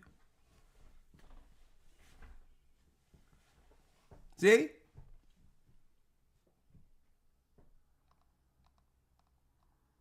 See? And this is why it doesn't matter. Let me tell you. I've been on more than one occasion around people who hate me. And I know they hate me. Now, whether or not they have a cause to do so, that's between them. I don't think so. But I've always told those people, I truly care for you. I love you. And guess what? It was genuine. It was genuine. I didn't make it up. I could hold my head up. I could look them straight in the face and been honest with them. And they know that it was genuine. Even though I knew they hated my guts.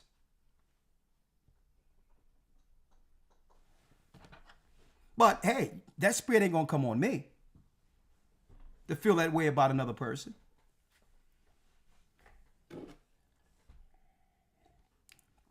That's how we shield ourselves and protect ourselves in this time when people have spirits on them and they have induced spirits through science that based on what happened during the lockdown when they chose to not have faith and get that stuff shot in their veins.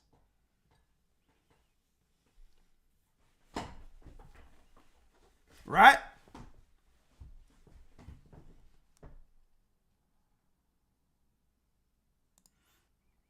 And folks, don't ever let somebody have you run around with a dark spirit. Okay? What I do is I'm like, listen, and this is what I tell brothers and sisters too. Whatever you feeling, if a person didn't do nothing to me but good to me, I'm not even entertaining madness. How am I feeling a certain type of way about another person who did nothing to me? Because of what this person said or done. That means, that's right, the spirit that was looking behind the person's eyes has now entered you. See? But here is the key. Matthew, the 5th chapter, is how we endure through this.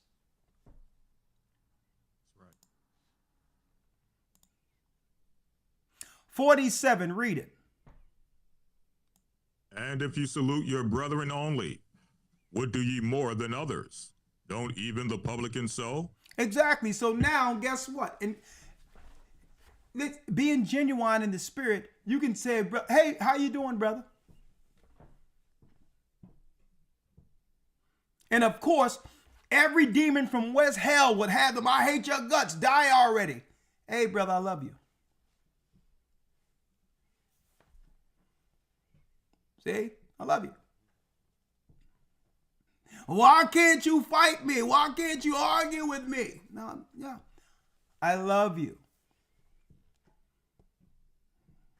Okay? I pray for you.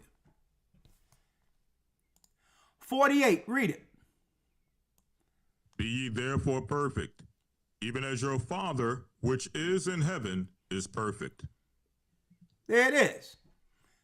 Christ gave us that shield, not to have anger overtake us in such a time.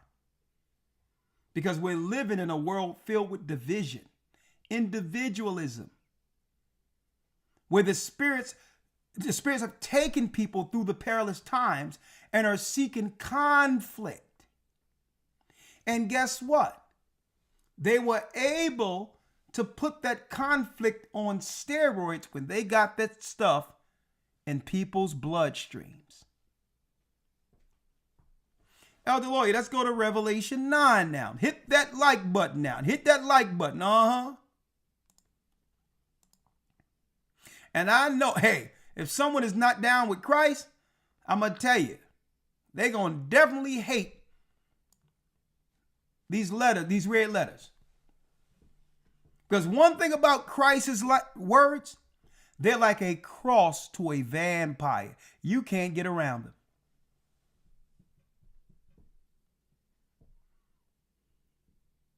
Like, here's an example how you can't get around them. Christ says, if you have aught with your brother, you go to him and you alone.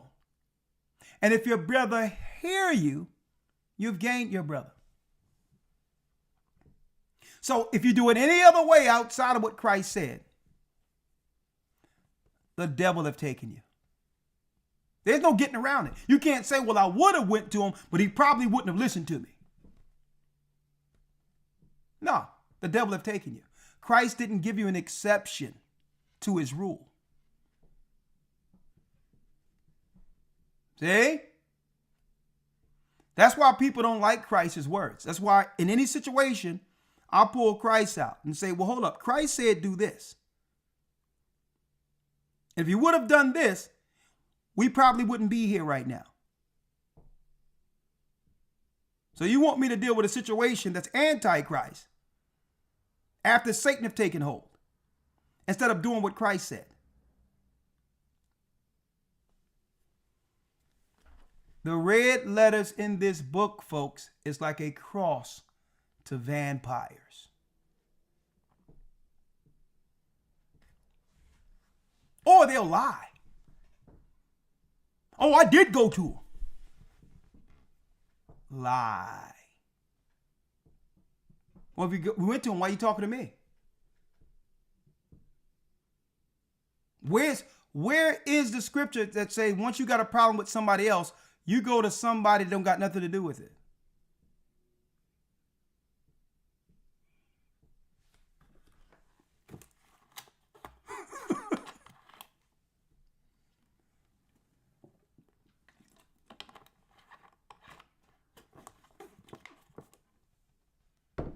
See? Where? Now let me show you the prophecy of the stuff. Now, mind you, elder lawyer, getting back here, we got the antidote already. We must use Christ because people have all these demons in them. And many people chose to get the stuff and are being controlled by a spirit, an ancient spirit that was released during the pandemic. So it wasn't just the bioweapon itself. A matter of fact, let's pick it up real quick and see if we can hear this real quick, Elder. Let's go back. Hold on. Let's go back here.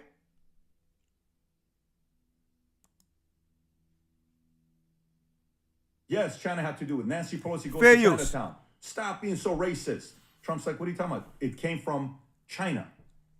What does China say about COVID with their position? Because when the state media is telling their stories, and I'm living in Iran, and they're saying, let me tell you, U.S. is the devil, and U.S. is this, and death upon America, and all this other stuff. And, you know, China's a pretty controlled environment, kind of like what you talked about earlier. Fair use. How does China's state media control the narrative of what really happened with COVID? Okay, so unfortunately, COVID has been memory hold in China. So no one talks about it. It was a traumatic 3 or 4 years for Chinese society, and people have basically just forgotten about the experience. No one even mentions COVID anymore. People still get COVID, but no one mentions COVID anymore. So all this has been memory hold, and people would rather just move on with their lives because there's absolutely no point in talking about it. But the Chinese government have said on multiple occasions that COVID started off as an American bioweapon.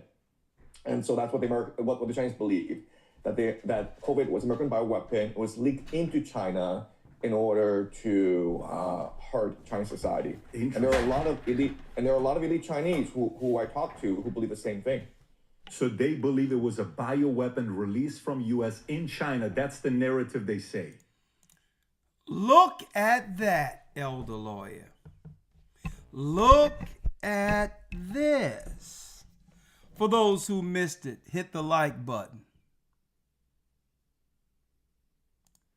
So somebody might ask, well, what do the Bible and what we have to say about how Christ said to react to certain things, how does that have anything to do with what they're saying was released as a bioweapon in 2020?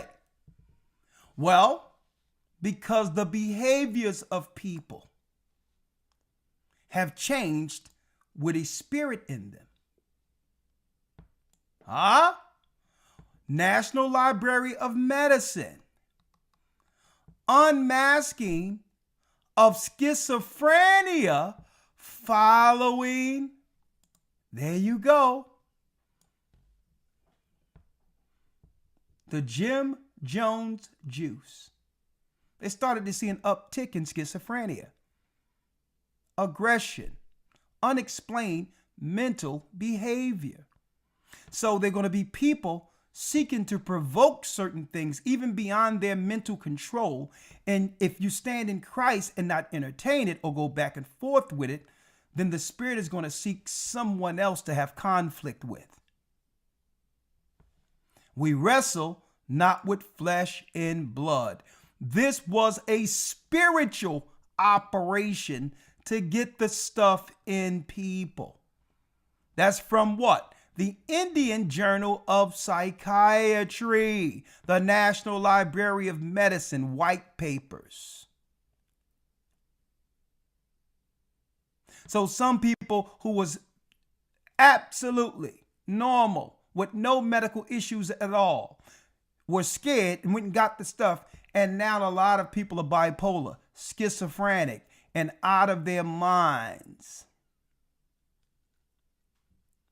And one thing about these spirits, they find one another because they were together bound in the river Euphrates together before the release. They were bound together. So they'll find one another and unite.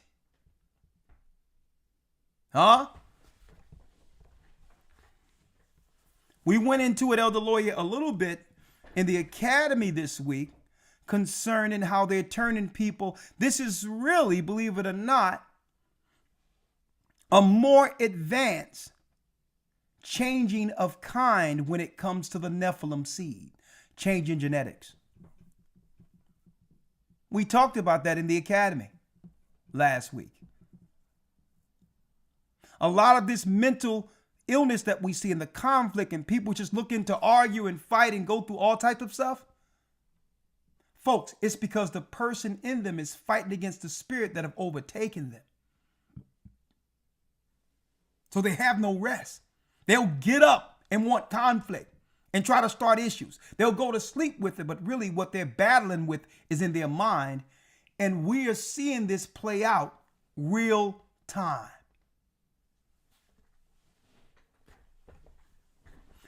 And guess what, Elder? You don't see no one anywhere relating this to a decision that had nothing to do with what they're experiencing.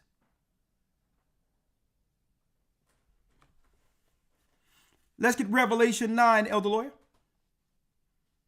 Yes, sir. Revelation 9, verse 1. Oh, I'm sorry. I got to put it in my ear. I didn't hear you. All right, Elder Lawyer, let's get Revelation 9. Yes, sir. Revelation 9 and 1. So what's in them? And I'm going to tell you, let me tell y'all, folks, we had people come in and make their testimonies at one time. Right? Listen to this. You had some people who was watching us during the pandemic. And a sister said, well, okay. We had people who said, listen, I'm not going to take it. And then we had other people, right? Just say you're in the same house and the loved one said, well, listen, why y'all listening to these crazy people? I'm going to take it to prove that they're off. They're wrong. And then I get a phone call, unfortunately. She lives. He's gone. On more than one occasion, we get these phone calls.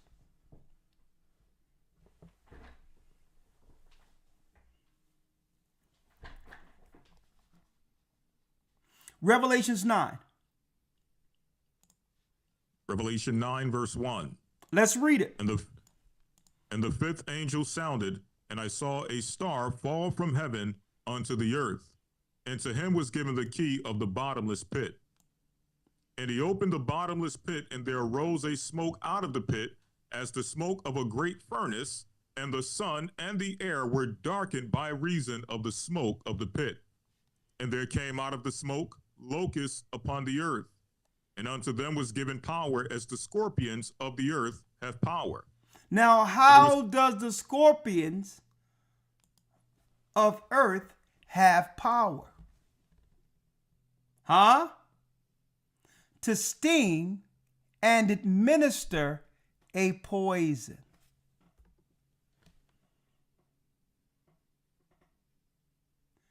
So what does that have to do with Revelations 9? Well, what was bound in the bottomless pit? Well, it tells us in the book of Jubilees that when Noah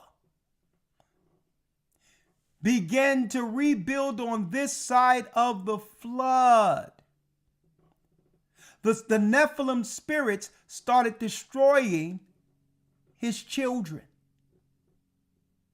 And 90% of the Nephilim spirits were bound in hell. So when it talks about what? An angel opening the bottomless pit is to release the 90% of the spirits that was bound during the time of Noah from the river Euphrates. Now, of course, once these spirits are loose, they will seek host of people. Well, how can they get in the people? Huh? How will they get hosts?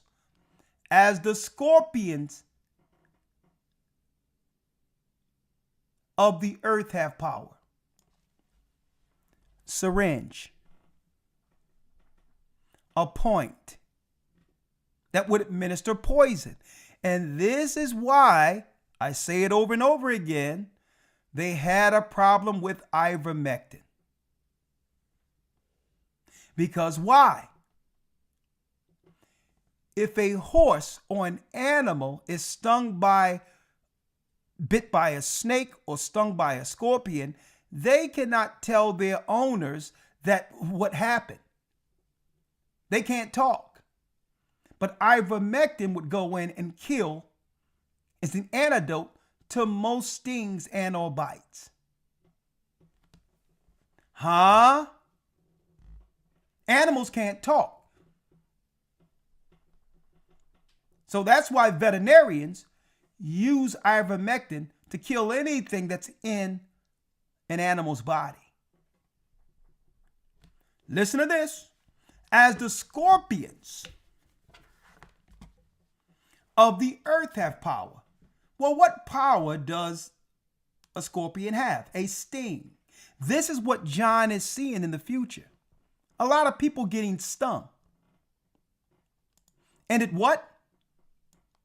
And it was commanded them that they should not hurt the grass of the earth, neither any green thing, neither any tree, but only those men which have not the seal of God in their foreheads. Only the people who did not have the seal of God. That's right. Chose channel 666 programming. And started making an excuse to why they'll take the sting. 5, read it. It's more detailed. Listen. And to them it was given that they should not kill them, but that they should be tormented 5 months. And their torment was as the torment of a scorpion when he striketh a man. So you have some people who lived, but they lived with time release poisons. And here's their torment, was as a torment of a scorpion when he striketh a man. A sting, a prick, a syringe, folks. See? So they're living, they're walking around. Some people, they got it. They sat there in the doctor's office. They sat in the doctor's office for an hour and 30 minutes to make sure that everything was okay, which was weird in of itself. I've never seen anything like that before. To make sure that you was going to walk up out of there. But what you walked out with, was it time released? And it's what? It's the torment of a scorpion when he striketh a man. Because sometimes a scorpion will strike a man, he'll walk away and all of that, and he'll just kill over three days later, 5 days later, if he didn't get the antidote. Or he can live longer, but have what? Serious health issues from the strike. That gives that person what? A lower quality of life, paralyzation, and all of that. Guess what? You would never guess that dysfunctions and mental disorders, someone going mad, is also a side effect of someone who's stung by a snake or a scorpion. Huh? Read on. 5. In fact, verse 6, and in those days shall men seek death and shall not find it. Why are they seeking death? Because they have a low quality of life. It's not even living anymore. You're at the behest of the healthcare system. You got to be wheeled around, or you can't live your regular life in fear of falling out or dying. So really, you're not living at all. You're just waiting to die. Everything is in this Bible. Everything.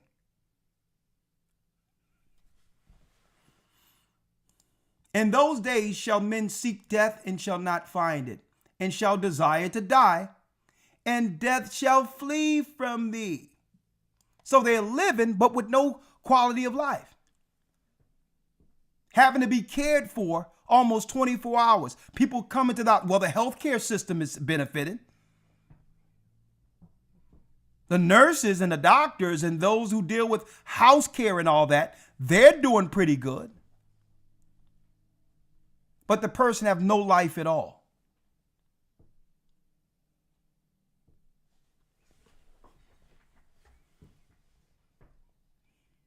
Seven. And the shapes of the locusts were like unto horses prepared unto battle, and their heads were as it were crowns like gold, and their faces were as the faces of men. It's talking about the look of these spirits that were bound, the Nephilim that was bound, the 90%. Read. And they had hair as the hair of women, and their teeth were as the teeth of lions. And they had breastplates as it were breastplates of iron. And the sound of their wings was as the sound of chariots of many horses running to battle. Read. And they had tails like scorpions, and there were stings in their tails, and their power was to hurt men 5 months. And their power was to hurt what? Men 5 months. The power was in the sting. Let me get these stings right here. Let me see what it says in stings in the Greek for the 10th verse. Just want to see what it says here.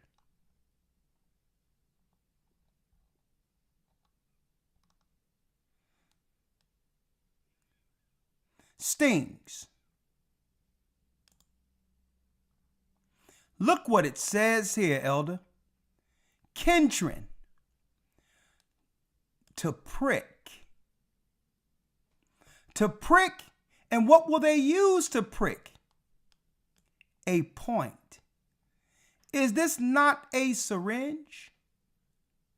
And what's in the point? Poison.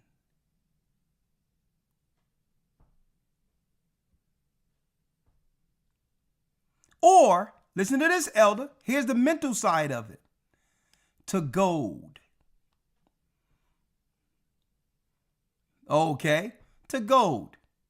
These are people who what? Instigate. To cause conflict, to goad. Or a divine impulse.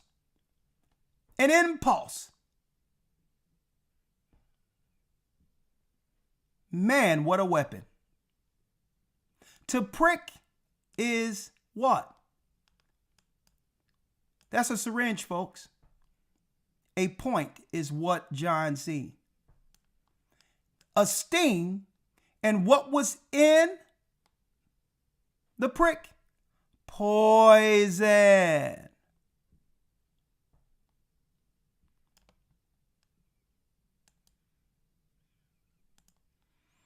Read on, elder lawyer. Verse number 9 or verse 10. And they had tails like unto scorpions, and there were stings in their tails, and their power was to hurt men 5 months.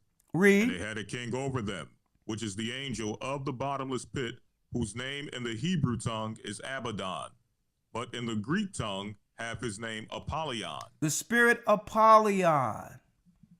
So these were priests. When you look at Fauci and all these others, folks, Fauci is a Jesuit.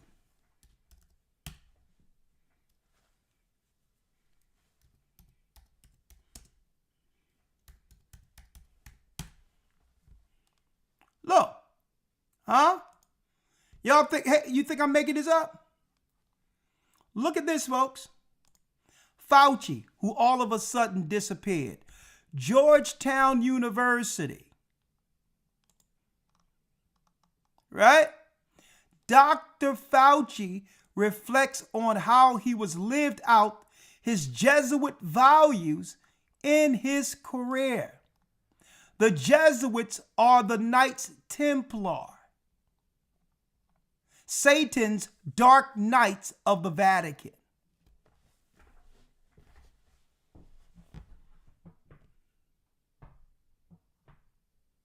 Huh? Who is this demon right here? Ignatius Loyola, right here. The satanic father of the Jesuits.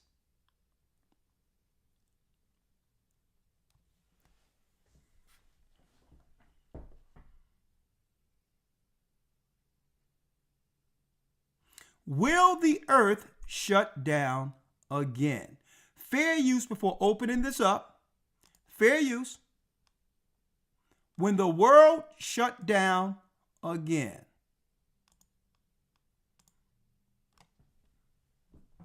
Where will you be? And what will you do?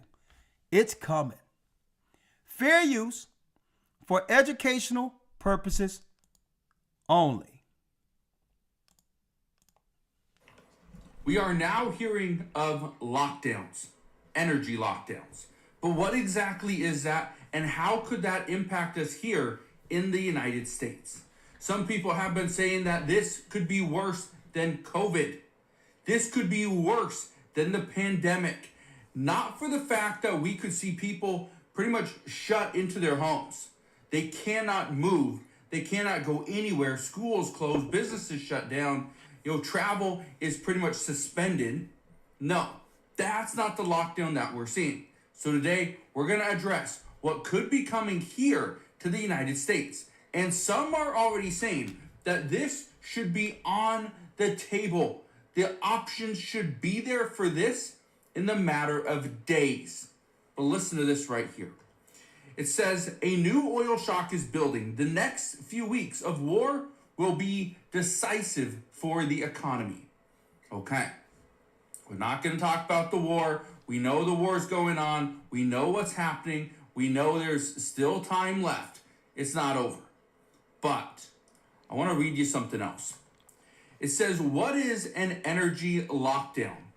Why the term is... Now, mind you, Elder Lawyer, there's been a ceasefire at the Strait of Hormuz, where things can open up temporarily, but keep our eye on it leading up until what? The summer into the spring, on whether or not they escalate this Iranian war. It's usually the Ides of March where they're in war. That happened February 28th, and it usually happened the 7th month, or what you would call September. They just like doing their wars during those particular times. They just do. It's the Roman way to believe that the so-called gods are on their side when it comes to waging war. Right? Just wanted to put that out there. Trending, how it's different from the COVID lockdowns, and the IEA releases 10 demand-side measures to ease oil crisis. All you need to know. Okay? I was reading this article, and one of the things that I was looking at was, how does this differ from the pandemic? Well, this is where things get interesting, okay? I want to read you their 10-point, this is the IEA's and this is fair use. 10-point plan. Shows it right here. First off, work from home where possible. Okay, that's something that a lot of people could do. This is also something that many companies are starting to implement. That if you are able to work from home, you should at least a couple days a week. That's what we're hearing. We're also seeing that students that are going to a university, they should actually do their stuff online, take classes online, because this would actually reduce the oil consumption. It would help it by easing the cost of fuel, which again is going to help everybody. It also says reduce highway speed limits by at least 10 kilometers. Okay? It lowers the usage of fuel for cars and trucks if you go at a slower speed. So I'm not going to go through each of these, but number one,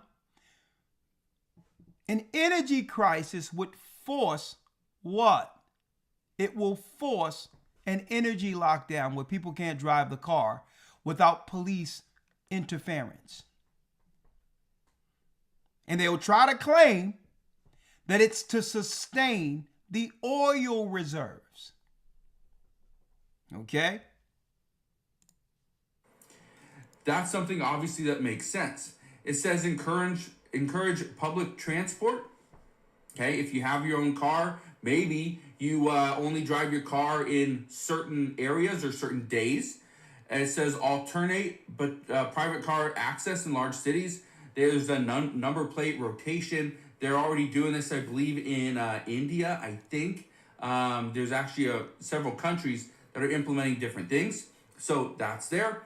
They also say there's efficient driving for commercial vehicles, better practices and maintenance, cut diesel use, divert LPG use from transport to preserve LPG for cooking and essential needs. Obviously, this is over in Europe and over in Asia and stuff like that. Avoid air travel where alternatives exist. Switch to other modern cooking solutions like electric, and leverage flexibility and petrochemical feedstocks. Okay. Here's what could happen in the United States, and this is, according to experts, is the most likely option. Okay? Here's what you need to know. First off, the most likely is a driving restriction. We saw this back in the 1970s, during the 1970s oil crisis, where we are now fuel ration. So essentially, people couldn't just go and drive and spend 24 hours on the road, okay? Because, again, it's not a restriction on the time. They're restricted as to how much fuel they could get. And so that essentially limited how much time they could drive. So by rationing fuel, it actually lowers the amount people drive. The other one is odd and even license plate days. This is what some people are discussing. The other one is to limit non-essential travel. Here's the problem by limiting non-essential travel. This would also hammer the travel industry. Airlines would get hit. Hotels would get hit. Rental car agencies would get hit. Okay, tourism would plummet. So that's what is being discussed as well. They're saying that's the most likely option. Oh, Kenyans said they've already violated the ceasefire. Man, this thing is moving real time, isn't it? I got to see that after I leave here. It's fluid, folks. Like what? Like 2nd Baruch said it would be. One thing would move and another thing would come. However, they have yet to implement it just yet. They say what we should be doing at this time is to encourage it first and then mandate it later. How are they encouraging it first? Right? You all come here to get in front of a lot of this. How are they getting people adjusted to it first? With that bogus government shutdown, which does what? Limit the employees for the airports. They getting the United States people used to what? Jammed airports, waiting for planes, long lines. It's all a beta test to get the optics, to get us adjusted to what's going to be soon permanent.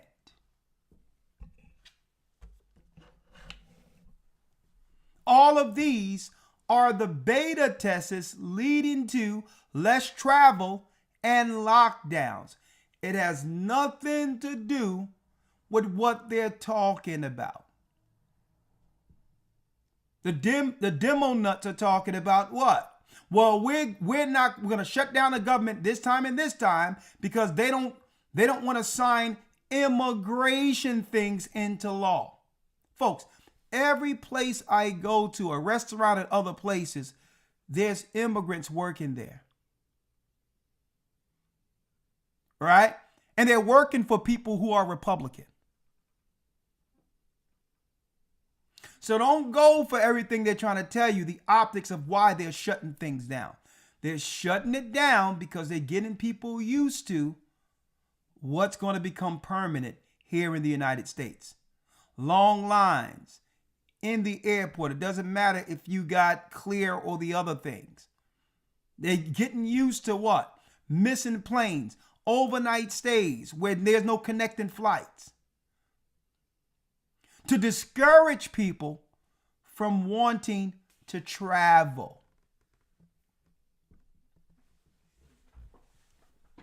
That's where it's going. Elder Lawyer. Now let's go to Baruch again. When the world locked down again, where will you be? What will you be doing? I'll tell you what we're going to be doing. We have a mass baptism. We have 2 mass baptisms, and we'll be setting up churches. Because many people, when the next thing happens, and I'm going to tell you this, even the people who can't stand us are going to be right here trying to figure out what to do. They're going to be right here. And we're going to be doing what we did the last time. We were moving through the earth doing the Most High's work. That's what we're going to be doing. Because guess what? Through all of this, our God, Ahaya, Ashar, Ahaya, is in control of everything. We must be in the correct spirit of Yeshaya, the Savior, to navigate through. And he showed us how to navigate through, whether it be law enforcement or people who are demon possessed.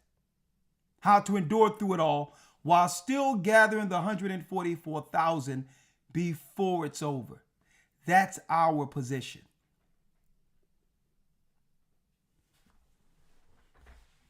Right? Elder Lawyer, if you will, let's read it. And guess what, folks? Why you think I keep emphasizing Second Baruch? Folks, I've yet to see anyone anywhere, whether you be Israelite, whether you be a Christian, whether you be whatever you're dealing with, break down the prophecies real time concerning what we'll be living through and how to get through it using Baruch. I've yet to see it.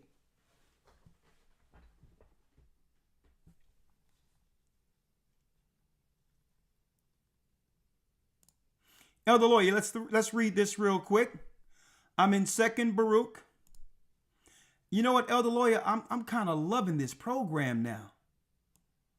I've been taking pictures of my pseudeograph and putting it up. Yeah. Man, this program. Time consuming. Huh? It's time consuming. Yeah, this thing is so. I don't know why I haven't been dealing with this program. Right. It's every book we need. But it's better for conveying the information from a school level, from a scholarly level, to have them understand it and see it clearly. Man, Lord, I love this program. And I have every book I need in it too. So, but anyway, let's read this here. This is Second Baruch, the 27th chapter. Let's start at the first verse. Let's read that. Yes, sir. Second Baruch 27, verse 1. And he answered and said unto me, into 12 parts is that time divided. 27 verse 1. There it is. I'm sorry. I'm at 28. And it says, the 12 woes or destructions that are to come upon the earth. The Messiah in the temporary Messianic kingdom. It's really saying what to look forward to prophetically before the coming of our Lord and Savior. Okay? He answered and said, go ahead, Elder Lawyer. And he answered and said unto me, into 12 parts is that time divided, and each of them is reserved for that which is appointed for it. In the first part, there shall be the beginning of commotion. The beginning of commotion, civil unrest, rioting, just stirring stuff up. People just rioting and stirring stuff up, grabbing things, going into stores, causing mobs, and all these other things. Read. And in the second part, there shall be slayings of the great ones. There shall be slaying of the great ones, talking about God's people getting destroyed. Like they targeted our people. Something that so-called started in Wuhan, China, but end up in North Philadelphia. Taking out our friends, our loved ones. Because we were the target the whole time. In the third part. And in the third part, the fall of many by death. The fall of many by death. I mean, what type of counting system or what type of metrics you're using every day you get up and show on TV how many people died of this particular disease today? A death count. And the fourth part, what? And in the fourth part, the sending of the sword. Wars. So all of these things would be going down at once right before Christ's return. Out of nowhere. After Trump said that, guess what? He's against the wars that the Democrats were, that Biden was dealing with. And now he's sent troops over in the tens of thousands over to Iran to fight what? An Edomite war against Iran. When I say Edomite, that country was just created out of Eastern Europe. And America is a vassal state that are being utilized, sucked into this war where they must sacrifice their people here in America for the sake of that Edomite small country over there. Right? War. Sending of the sword, read. And in the fifth part, famine and the withholding of rain. Famine and the withholding of rain. What was Iran saying? Huh? Look.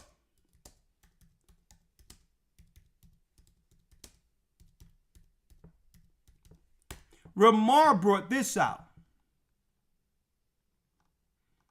Ramar brought this out. Let me see. Ramar brought this out. How Iran was complaining about America using weather warfare against them. Look. The withholding of rain. Come on, man. What's this? 1 second. Let me get it.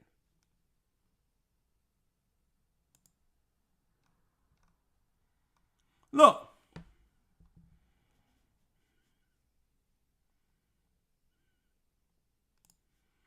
Iran's black rain is the latest grim of example of weather in war zones.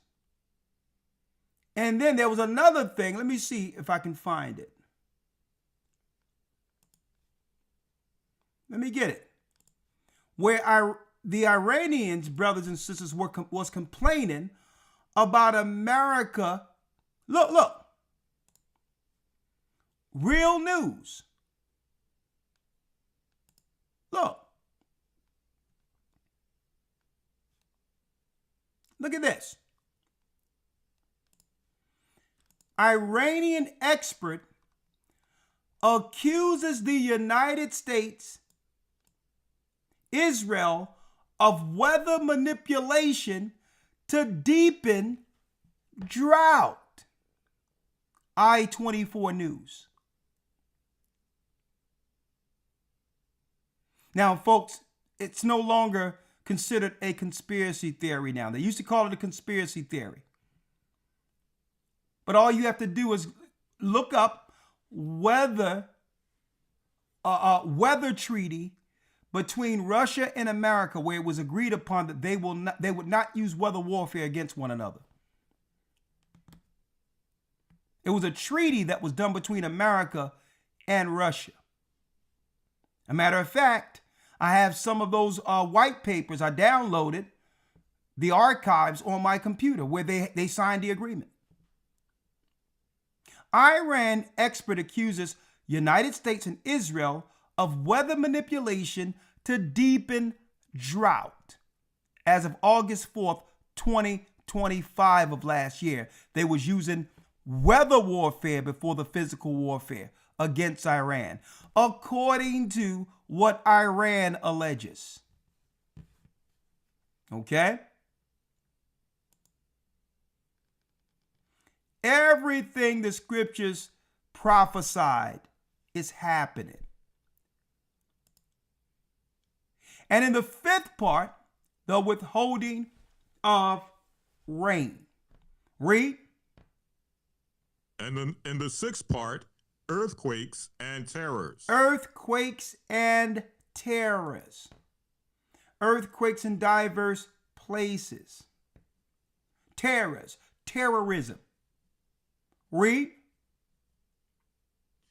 And in the eighth part, a multitude of specters and the attacks of the Shadim. And in the eighth part, the multitude of specters and the attacks of the Shadim. What is this? Poltergeist, demon possession, which in a nutshell is what? An uptick on mental illness. And a lot of that is due to the decision that people made to get that stuff shot in them. Now the spirits has hosts. And in the ninth part, the fall of fire. The fall of fire. We heard out of nowhere, fire, Canada, fire, Hawaii, fire, California. And in the 10th part, what? And in the 10th part, rapine and much oppression. Austerity.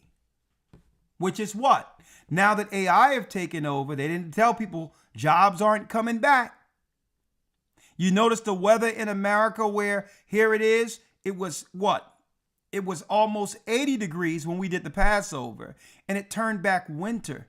And here it is, we're here in April, and it's still cold so that they can interfere with the crops. Now what? Because the ground is still hard, farmers cannot farm in certain areas of the United States right now, which will yield what? A small harvest, which will lead to what? Less food in America. The same thing that Africa have been complaining about for years. Africa used to be so fertile and it became a famine.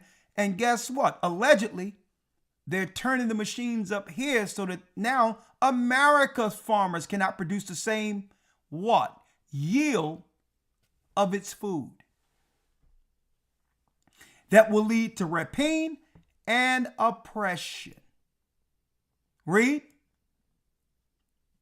And in the 11th part, wickedness and unchastity. And in the 11th part, wickedness and unchastity. Usually unchastity is what? A woman is chaste.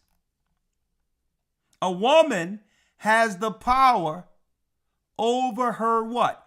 Chastity. I think I got, hold on, elder lawyer.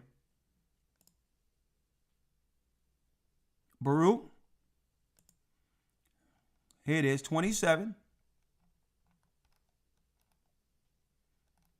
Sorry about that.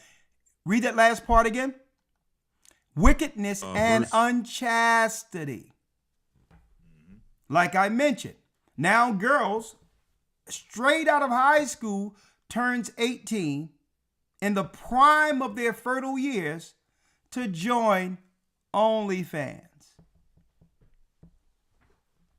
Where now no one is looking to go from school and get a husband and go on with your life. Nah, unchastity is the power of a girl. Not giving herself to 10 men, body counts all over the place, not keeping her chastity. All of this is what Christ said the world would be under before his coming. And in the 12th part, what? Confusion from the mingling together of all those things aforesaid. There you go. Now it's mingled all together now. Read. For these parts of that time are reserved, and shall be mingled one with another, and minister to one another. For some shall leave out of their own, and receive in its stead from others, and some complete their own, and that of others, so that they may not understand who are upon the earth in those days, that this is the consummation of the time. And people are not even going to understand, because today it's talking about weather. The next is going to be talking about war. The next thing you'll be seeing people getting locked up and being called for domestic abuse and all these others, because people losing their minds out there. Every day there's something different. Every day it's going to be something different that would actually keep people focused off the fact that when you look at it all together, Christ is sending the signs of the times. That we're not to get caught up in any of the 12. We're seeing this from the outside like Christ is. Thank you, Gerard Ball. I really appreciate it. Look at that. These are the times we are in. And folks, you need to ask yourself, because guess what? The first one took everyone off guard. I didn't care. I'm going to tell you that right now. I was telling people, don't listen to them. Don't do it. I don't care what anybody say. I don't care no religious leader or what group someone was with. You better not do it. Folks, when it happened again, a lockdown for a different reason, and it's going to happen again. Guess what? The word here will be as consistent when it happens than when the crisis happened and everything shut down. I'm going to tell you that right now. We're going to say the same thing, and we're going to stand 10 toes down. And a lot of people, due to austerity, the pressures that come with their bills, and all of that, are going to capitulate. And don't be surprised, folks, if they sprinkle in another pandemic with it. And one thing that you all can know for sure, even those who could care less about us or hate us, they hated Christ. They hated the disciples. They hated the prophets. When it all goes down, they're going to be right, like I said earlier, they're going to be right here. Even if they're not signed in to an account.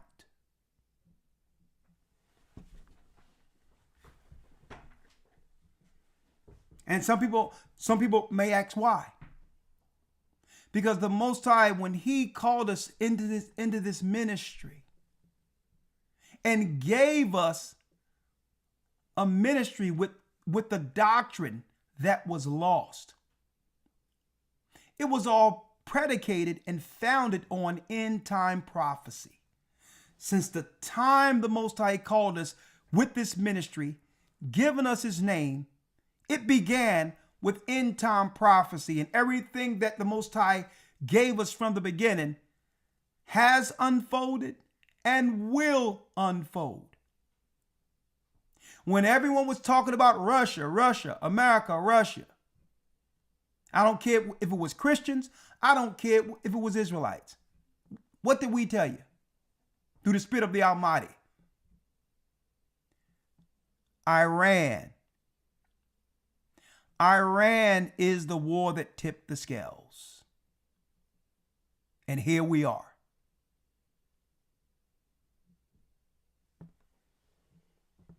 The Most High in Christ is with this work.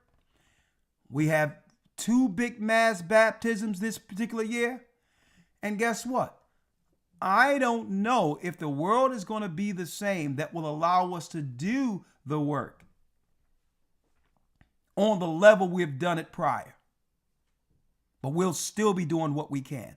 And I'll tell you this, even when the disciples was fleeing, those that followed the disciples who were fleeing Jerusalem during the time of 70 AD, those who had the doctrine, don't you know that we were baptizing people underground? So as we were moving and all that and trying to get out of certain areas of Rome and all that, we were still baptizing all the way to safety. When you do the research, they're like, well, hold up. These people are running from the Roman government and found a place under the catacombs to baptize people on the way out.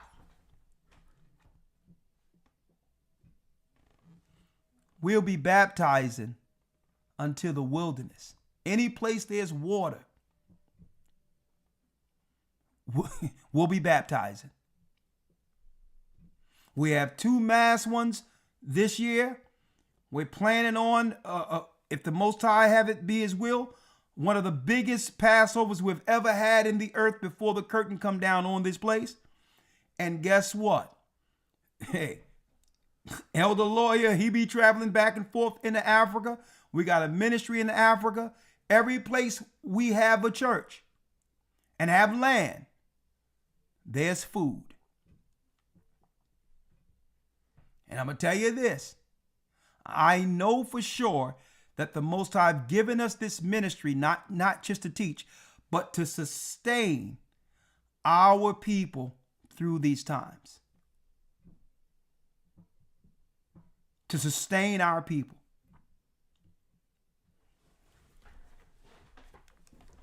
Anything you have to say, Elder Lawyer, before we open up the lines? No, sir. Let's open up the lines. Let's open up the lines. And for those who would like to come in through Zoom, let me give you Zoom. But if you come on Zoom, you must show your face. Even if you don't want to come on live, you must show your face. All right? You can see us. We need to see you.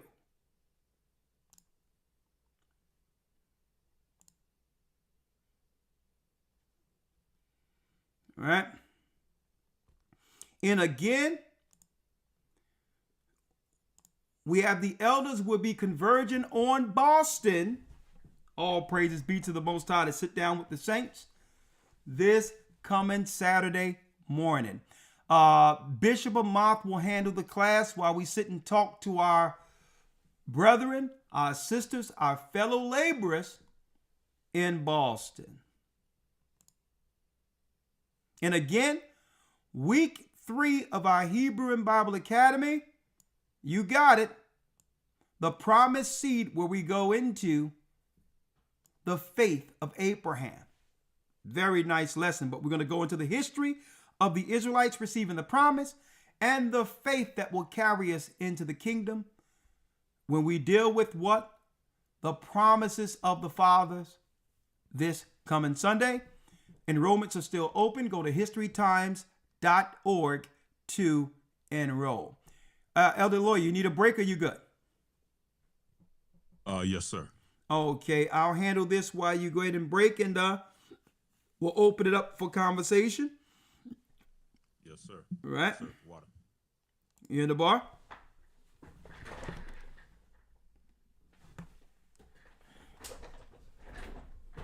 That's right. Shoulder of Christ. Soldier, of Christ. There you go. See? Boom. JudahClothing.com. That's right. Soldiers of Christ. And guess what? Since Christ enlisted us in his army, we have never looked back. Huh? Shamo. Right? Let's do this. If you want a text to come in, let us know.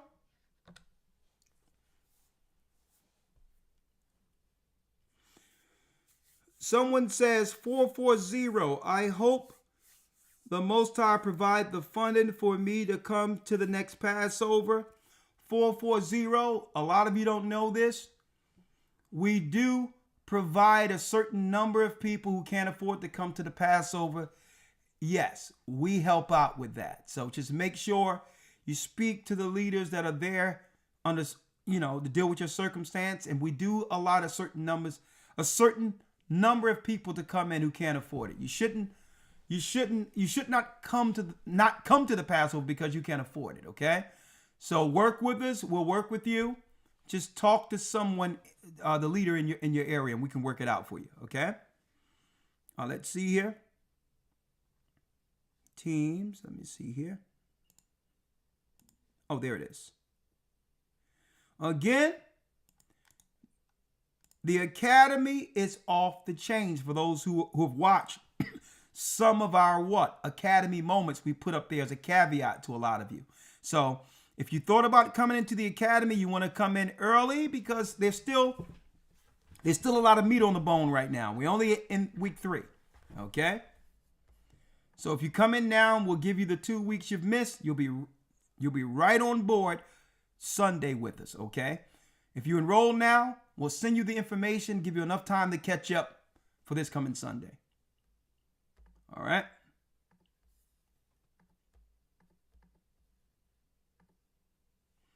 Yeah. Sometimes, brothers and sisters, a lot of you, I can understand that if you're falling on hard times or whatever the case is, you're probably ashamed, don't want nobody to know.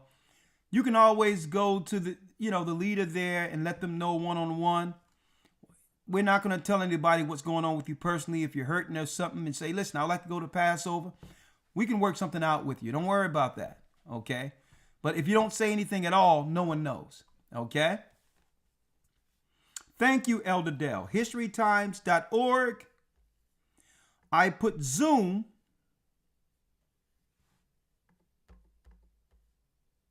I've placed Zoom for those who like to come in. I placed Zoom in the chat. If you want to come in, 445-888-2759. You can come in. Just message me and let me know you like to come in and I'll call you. Because this phone is just off the hook altogether. Man, I miss Blog Talk where we had a queue. And then we just let people in through a queue. Man, Blog Talk, they just took that away.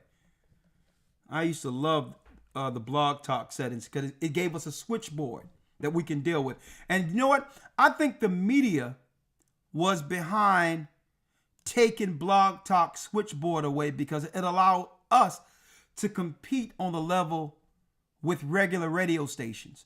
I believe the corporate media took that away because why? No one was listening to radio. They was listening to real-time Blog Talk and all that, right? We had switchboards and all of that. I mean, we need a switchboard program and guess what? It costs hands over fist to have a switchboard now, right? It's a shame, but I'm going to look into that. Okay, we have Torrance. Bless you, brother Torrance. How are you? Bless you, brother. Shalom, brother. How you doing? I'm fine, man. How you doing? This is oh wow. How you doing? Do you want to be on or you rather not be on? It's up to you. I'd rather not be on. I'm shocked right now. What you shocked about, my brother? Talk to me. What you shocked about? That it actually connected to you. I've been following you for about 15 years now. Oh my goodness. Yes, man. Yes, you woke me up out of my slumber. And I just want to thank you, brother. Thank you. You changed my life. I've met a beautiful woman. She was willing to let everything go and follow me. And we just want to thank you so much. We in Atlanta. We trying to find a home somewhere to congregate with. Well, in you know, Atlanta. we have a church in Atlanta, right? Yeah, I reached out to him via email. Well, About a week. Well, about don't a worry. week or two ago. Don't worry about that. I'll tell you what. I'll do this right now for you. One moment. Oh, I'm sorry. Judah Clothing said the shirt I'm wearing is not their brand. I also advertising Judah. So, Elder Lawyer, this shirt I got on. Who produced this shirt? Soldier of Christ. It's a brother in the Carolinas. I'm trying to find his Hold thing right now. Hold on, because I give people their credit. What's the brother in Carolina? I'm gonna get it for you in a moment. I'm gonna get it for you right now. But you can continue on, and I'll let you know when I find it. Okay, Elder Lawyer is gonna get it. I'm sorry, brother from the Carolinas who gave me this. I don't want to, show you how honest our brothers is. Judah Clothing said, well, hold up. That shirt is fat, but I didn't produce that one. To show you how honest and loving our brothers is, I want to make sure I give the person who make this shirt their proper credit so that y'all can get it because, man, I love this soldier of Christ. Because it reminds us to stay in his army too. It reminds us of why we're called and to never give up through everything, even adversity. To always do this. All right, I'm sorry about that. So, Elder Lawyer, when you get a chance, send that through Teams for me when you get a chance so that I don't take away from this brother's time on Zoom. All right? Yes, sir. Okay, hold on. Somebody's sending me something. Yeah, this is Deacon Shaw in There Greenville. it is. Okay, alliancewhelp.com. There it is. Yep, Alliance. Hey, see, I see that. Brother, I'm gonna give you your time, Torrance. I just want to get some right here. And that's what's beautiful about it. Everyone is so supportive of each other's work. And you know what? To see my brothers and sisters prospering with their own clothing lines, oh my goodness, it's just amazing. Hold on, I didn't forget you. Hold up, my brother. Okay, I'm here. I gotta do these. I gotta do it right. I don't want my brother to feel like, well, hold up, you giving Judah clothing everything. I'm like, no, that's who I thought it was. There it is. There it is. There it is. All right. It's what? ALliancewhelp.com. That's it. ALliancewhelp. Look at our people. Look at this. ALliancewhelp.com. Right? So you go here. Right? Is it showing their line here or what? I don't see a line of their clothing. But I know it's ALliancewhelp.com. Okay. Yeah, it should be on the top left-hand side. If you look, there should be 3 lines. You click on that, and it should take you to I don't see no lines here. In the top left-hand side? Yeah, there's nothing on the top left-hand side. 0. Okay. Yeah, I see it here on my side. Oh, yeah. So I see it here on my phone. I see the lines on my phone, but it's not. On my phone it works, but not on my computer. Okay. But still, it works on the phone. AllianceWhelp.com. AllianceWhelp.com. All right. And you can get this shirt, Soldier of Christ. And again, when Elder Lawyer and I wear this stuff, we're not sponsored. We don't ask for nothing. We want these brothers and sisters who's producing clothing for the Almighty to get everything that's coming to them for their work. That's right. Right? We don't say, well, we'll do this. We're going to cut something with you. No. If it looks good, we're putting it on. There you go. All right. So real quick, brother.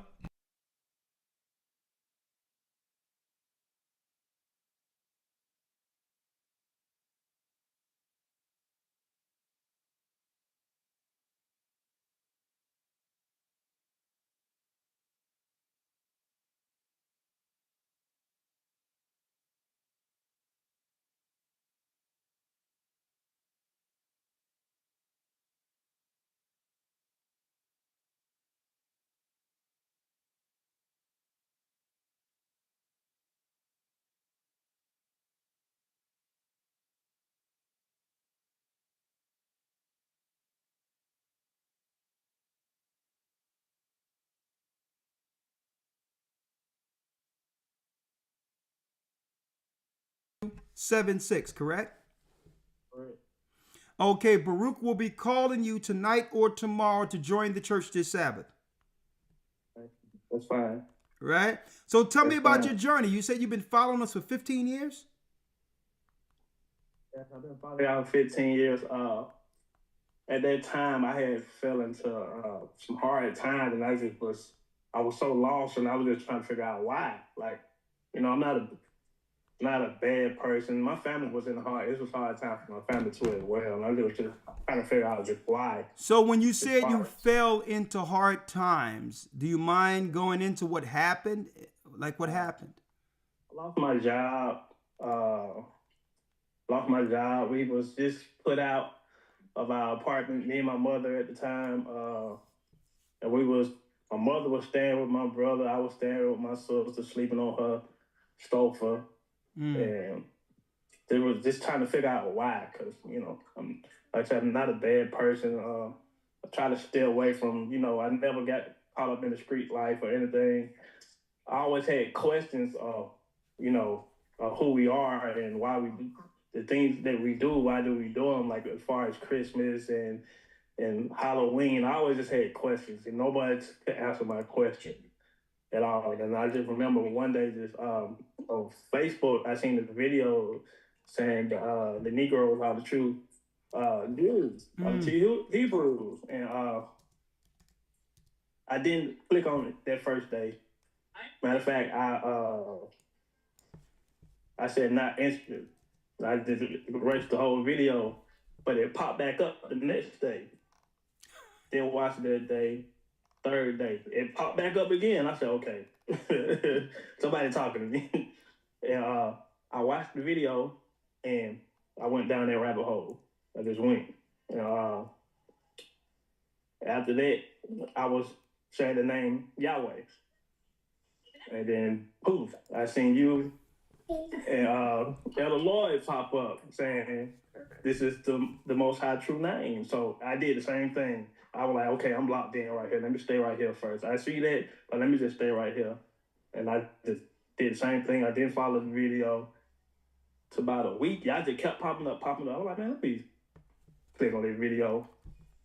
And the way y'all just broke it down and just word for word, scripture for scripture, and strong, I was like, okay, this is why they kept popping up. He didn't want me to steer far into the Yahweh. He didn't want me to go that way. He like, I woke you up. I want to keep you on the right path, sir. And since then, I just been full throttle and just locked in. Just been locked in with it. And I just want to say thank you. Thank you so much. Well, I want to read this for you because you was asking why all these things happened to you.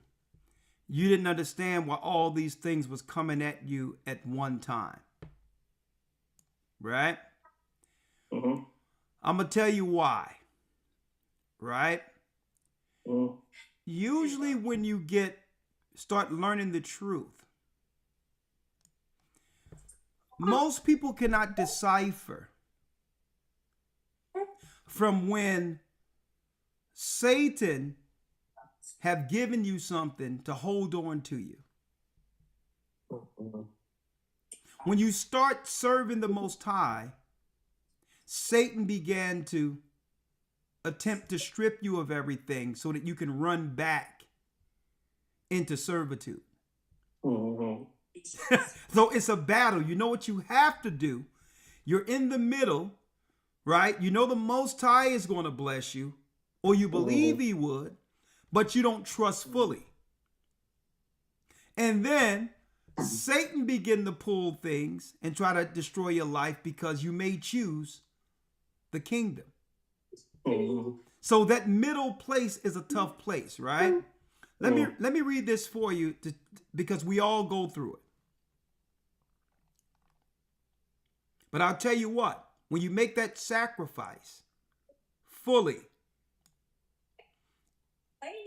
the whole journey becomes clear. Right? Let me read this. So when you get the truth, when any of us get the truth, sir, we're taken through certain tests. Right? Let me read it. I'm in Ecclesiastes, the 2nd chapter. Are you ready? I'm ready. Hold on, let me get mine. Oh no, you can always, don't worry about it. I'm going to read it for you. I'm in Ecclesiasticus or Sirach out of the Apocrypha. Just remember Sirach or Ecclesiasticus, the 2nd chapter. Okay? It reads, "My son, if thou wilt come to serve the Lord, prepare thy soul for temptation." That means you're going to get tested. Right? Set thy heart aright and constantly endure.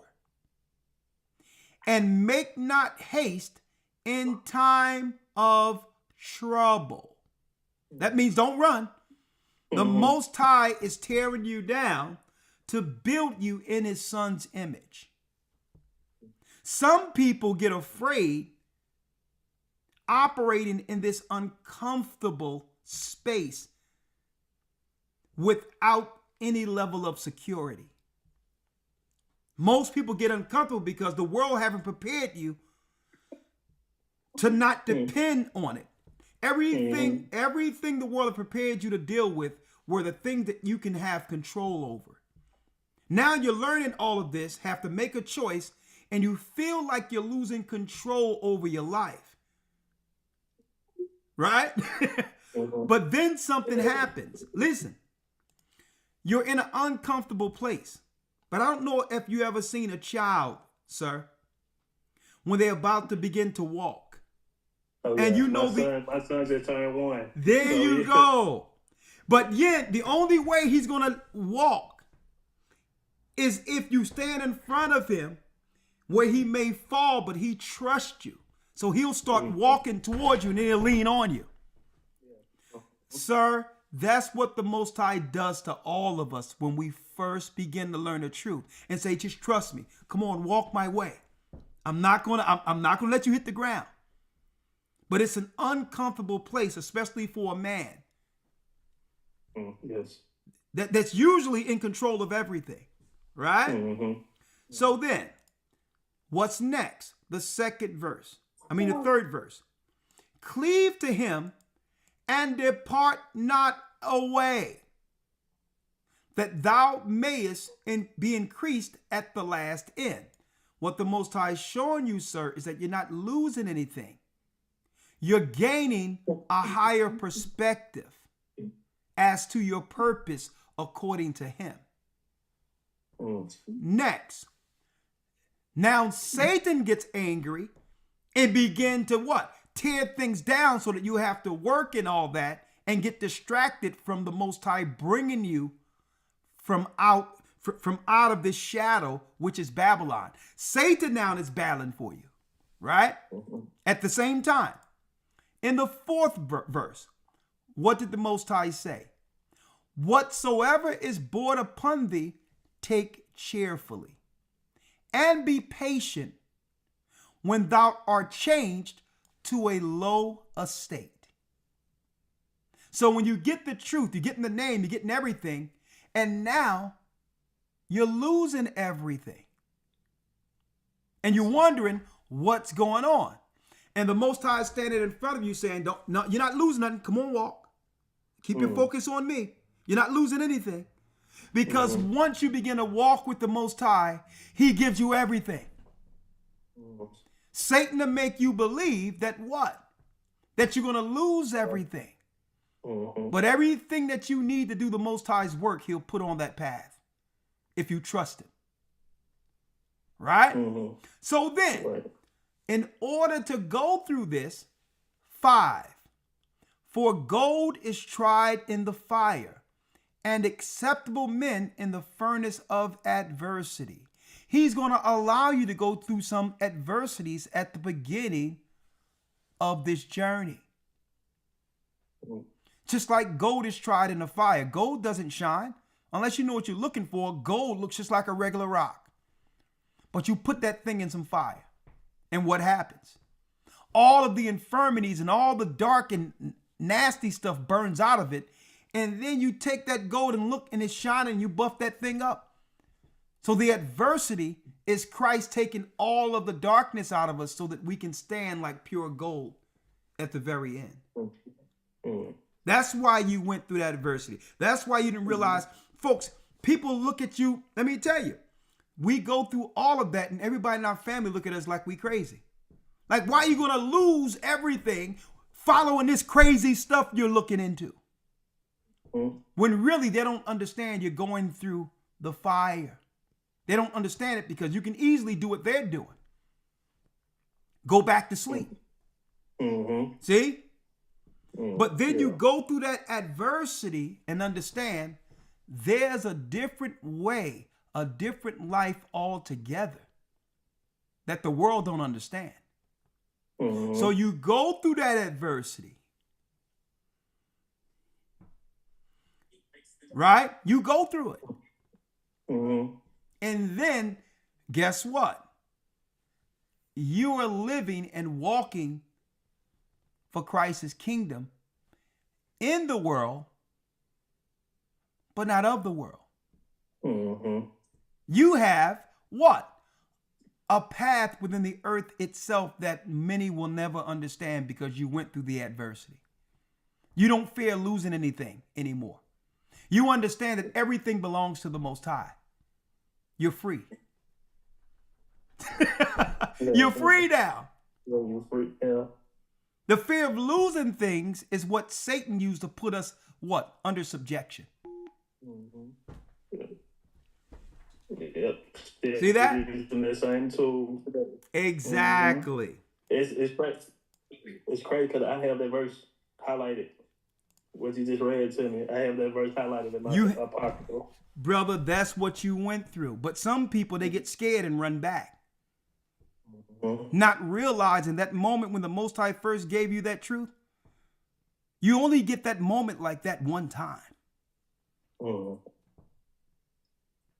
only get it like that. It may take you 5 or 10 years to come around to where you was when the Most High was saying, trust me. I'm going to tell you. But if you run through it, guess what? And you go through the fire and you go through losing everything and you understand that the Most High been with you the whole time, guess what? There's no adversity you can't go through. None. Because you remember when it was you and him and you was brought to nothing. Right? And I'm going to tell you, brother, they showed that, Elder Lawyer, and they showed that in the movie The Matrix. How Neo was the man in the world, but he was really asleep. Not realizing that the world was just feeding on his energy. And guess what? The world was actually benefiting from him, and he was nothing but what? A battery. But then he get flushed, and now his clothing is nothing. He been flushed like baptism, and he was brought low. He's wearing rags on this messed up ship, And Morpheus is looking at him, and he's like, man, what is going on here? Eating slop, brought low, but look what happened of what he became in the spirit after getting tried. That's the baptism with the new man. See?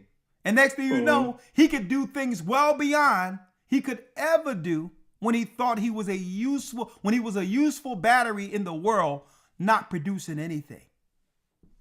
They showed it in the Matrix. Yeah, a lot of people don't know how biblical the Matrix is. Well, believe it or not, brother, the sister that really is the creator of the Terminator in the Matrix, her people reached out to me, and I did an interview with her years ago. A matter of fact, she wanted Will Smith to play Neo. Mm-hmm. Okay. Let that happen. Yeah. Those crazed brothers really weren't, even though as far as the production side and the cinematography, what they call the something brothers, the weird Wachowski brothers or whatever. They had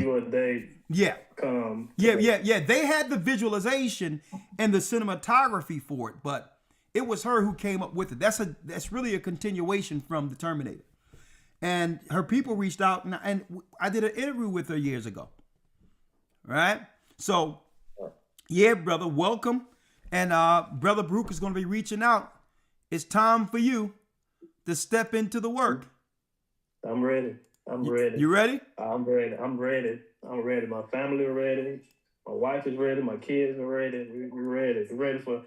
I know you said you're having a mass baptism. We're baptism. We're ready. Well, brother, I'm going to announce the mass baptism, and I'll see you there, brother. And I'm seeking to embrace you. And it's time, brother, because hey, who knows how long we're going to be able to do it on this level. And, you're a humble brother in the spirit of Christ. And I believe that the Most High can do something great in you with this work. Thank you, yes. You right? Let's do it. Let's do it. My wife wanted to say, hey, she can't say okay. Hey, how you doing? How you doing? Bless you. Bless you. We want to get, she asked my fiance, but we want to get married. Okay. Well, let's do one thing at a time. Let's get you to the church in Atlanta. And beautiful family there in the spirit. The church is wonderful there. Talk to Baruch. We're going to set up a mass baptism, and he'll direct you accordingly. Okay. And get some work up in there while you're in that church, all right? I am. All right. All right, brother. All right, bless you. Shalom. All right. All right, we have Simone Nunnally. Oh, there go my brother. I think this is the brother who's we got the politician up in here. The truth politician. How you doing, my brother? I want to thank you personally. Praise the Most High. Tomorrow's my mother's 3-year death anniversary. You mean? And you said some things that I know for a fact she would have told me. Forgiveness. Forgiveness is key.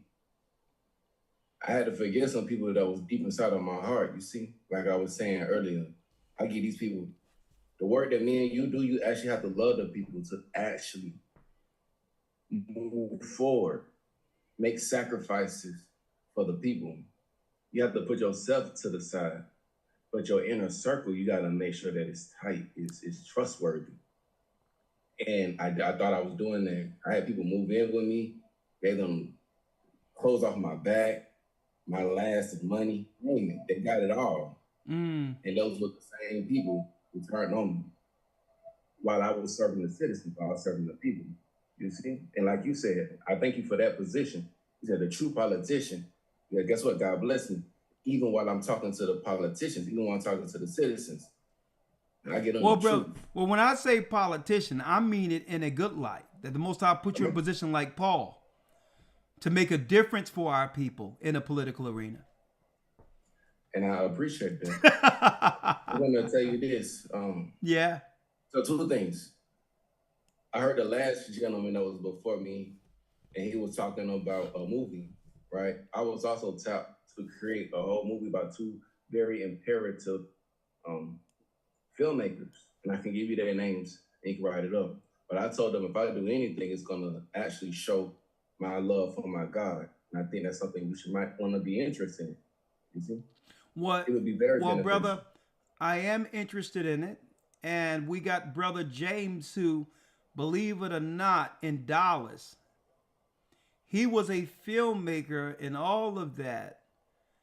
When he fell on our videos, and he actually stopped doing that to come into the truth. He was so overwhelmed with the spirit of the word that the church was taking. He was, I mean, I'm talking about the road that we were taking. He was so, involved in it. He put everything down to actually help the church in Dallas. And at the Passover, right after me and him was talking, and the spirit is on him to go full-fledged into a whole nother type of series and all that with the truth and all that. But on the next level, he has some ideas that's off the chains that I can't even mention because I want to put it out there and somebody else snatch that idea, right? Yeah, well, like NDAs, yeah. Well, I'm just saying, but he talked to me about it and it's groundbreaking. Okay. What I would like to do is connect you with James, and if you have that connection for the movies, let's make it happen on the truth level on a grand scale. Let's do it. It's not a problem.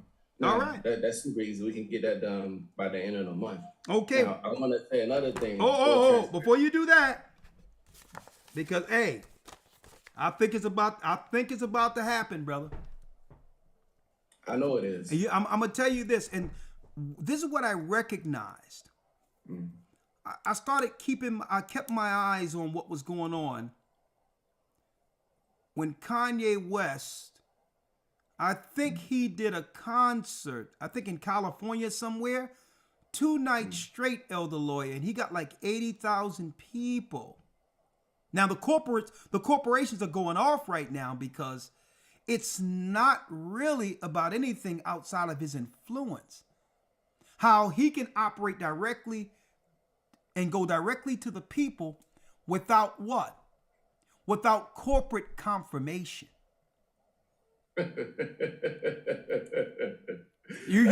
So I know they're shaking in their boots because listen. Usually when you're canceled and all of that, that's funny. Usually something is going on with the Most High's people. That's funny. Where even when you're walking with a certain level of influence through the Almighty, the corporate world have no power. They can't cancel you anymore. So I'm gonna tell you, it's our people's time, brother. And listen, on a mass level, we need the story to go out that the people need to see. I'm glad that you said that. Watch this, Elder. Go ahead. God bless me. I switched from the Democrat to the Republican Party as a black man in the state of Georgia. Okay. They would have counseled me a long time ago if I would have did that. 20 years ago, you would never heard of me again. God bless me. They gave me a promotion, and you know that to be true. I got a significant promotion. And the crazy thing about it, which is a blessing, watch this, Elder. What's that? When I declared to run for office, they said, what's your religion? If you go to the FEC, the Federal Election Commission, you got Christian, all these other stuff. I literally had to check. Well, it was like Christian, but then I had to send an email over to the FEC, the Federal Election Commission in DC, and say, no, I'm not a Christian, I'm a Hebrew. You need to put that under my name. They put it under my name, and now it's a selection title. So now if you run for office, you can actually declare as a Hebrew, as Israel. You can do that now. It was never there. You had to ask permission. They had to put it under there. So what I'm telling you is this: we are breaking all types of barriers. You see what I'm saying? Hey, brother, God bless you. Brother, listen. They can't stop us anymore. They never could. We just thought they could. No, we were stopping ourselves. We thought that They need us. They've always needed us. So I tell you what, but it's all good. It's all good. It's a all blessing. it's all good. Let me do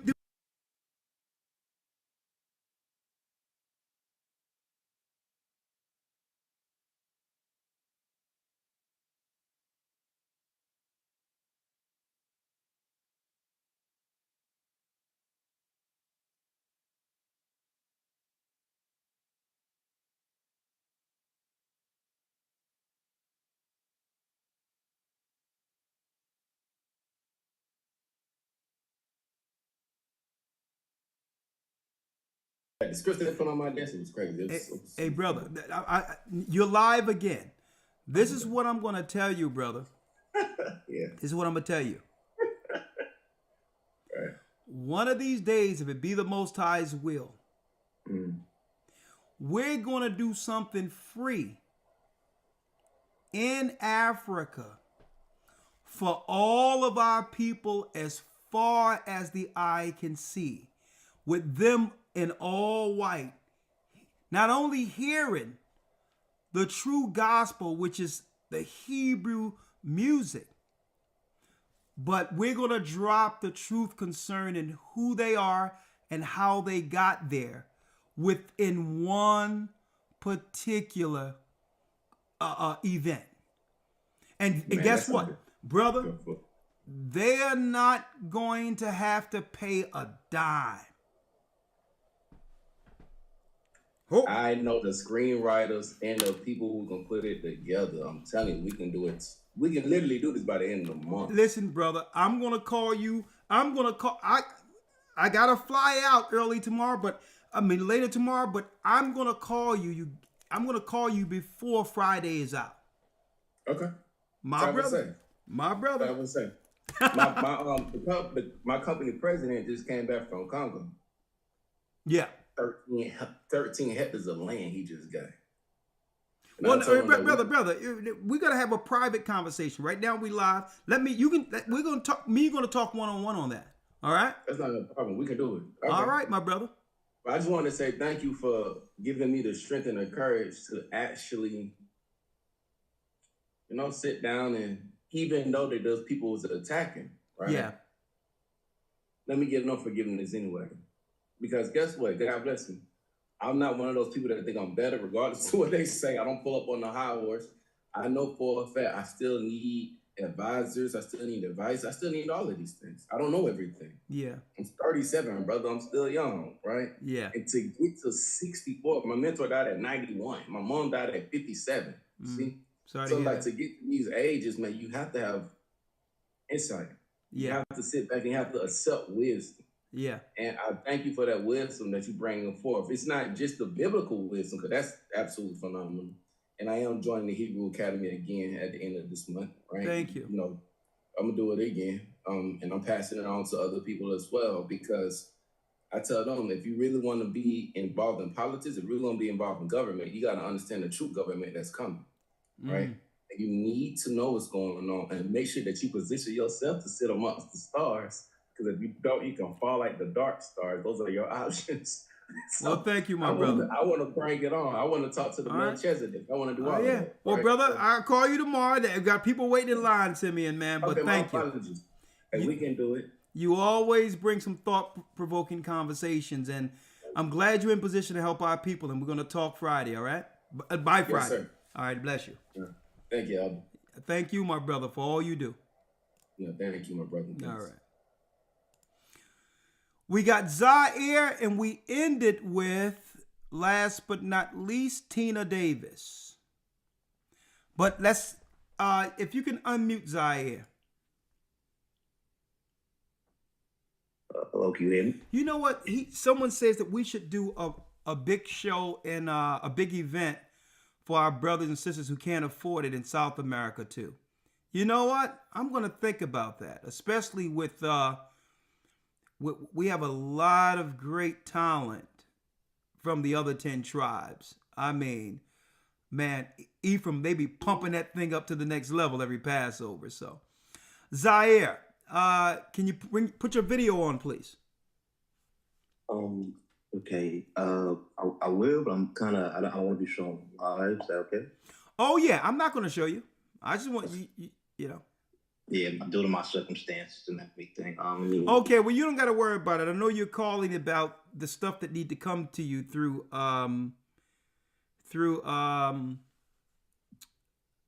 Truman, right? I believe so. I'm not. I don't have all the information from it, and I also wanted to talk about the class and everything. Okay, all right. Well, I didn't forget you, Zaire. We got some stuff coming for what you asked for. So you don't got to do it again. I'm gonna make sure it gets to you by at least next Wednesday. I'm gonna call Truman up tomorrow, make sure because he was backed up a little bit, but he's gonna send the stuff you need. I didn't forget about you, and don't forget, Zaire. I'm paying for it. Okay. Oh, okay. I didn't know that. I had something saved up for it. I didn't No, know. you don't got to worry about it. I'll take care of it for you. Yeah, thank you so much. You're For welcome. that. All right, go ahead. Talk to me. Okay, about what you were saying about well, I can't really say the jab and everything. The Jim Jones juice. Yes. So about getting that, like doing to my situation, I'm seeing it myself because I'm sadly in and out of the hospital, and I'm seeing it myself. So are you saying that you believe that you were injured by getting that shot? That's what you're saying?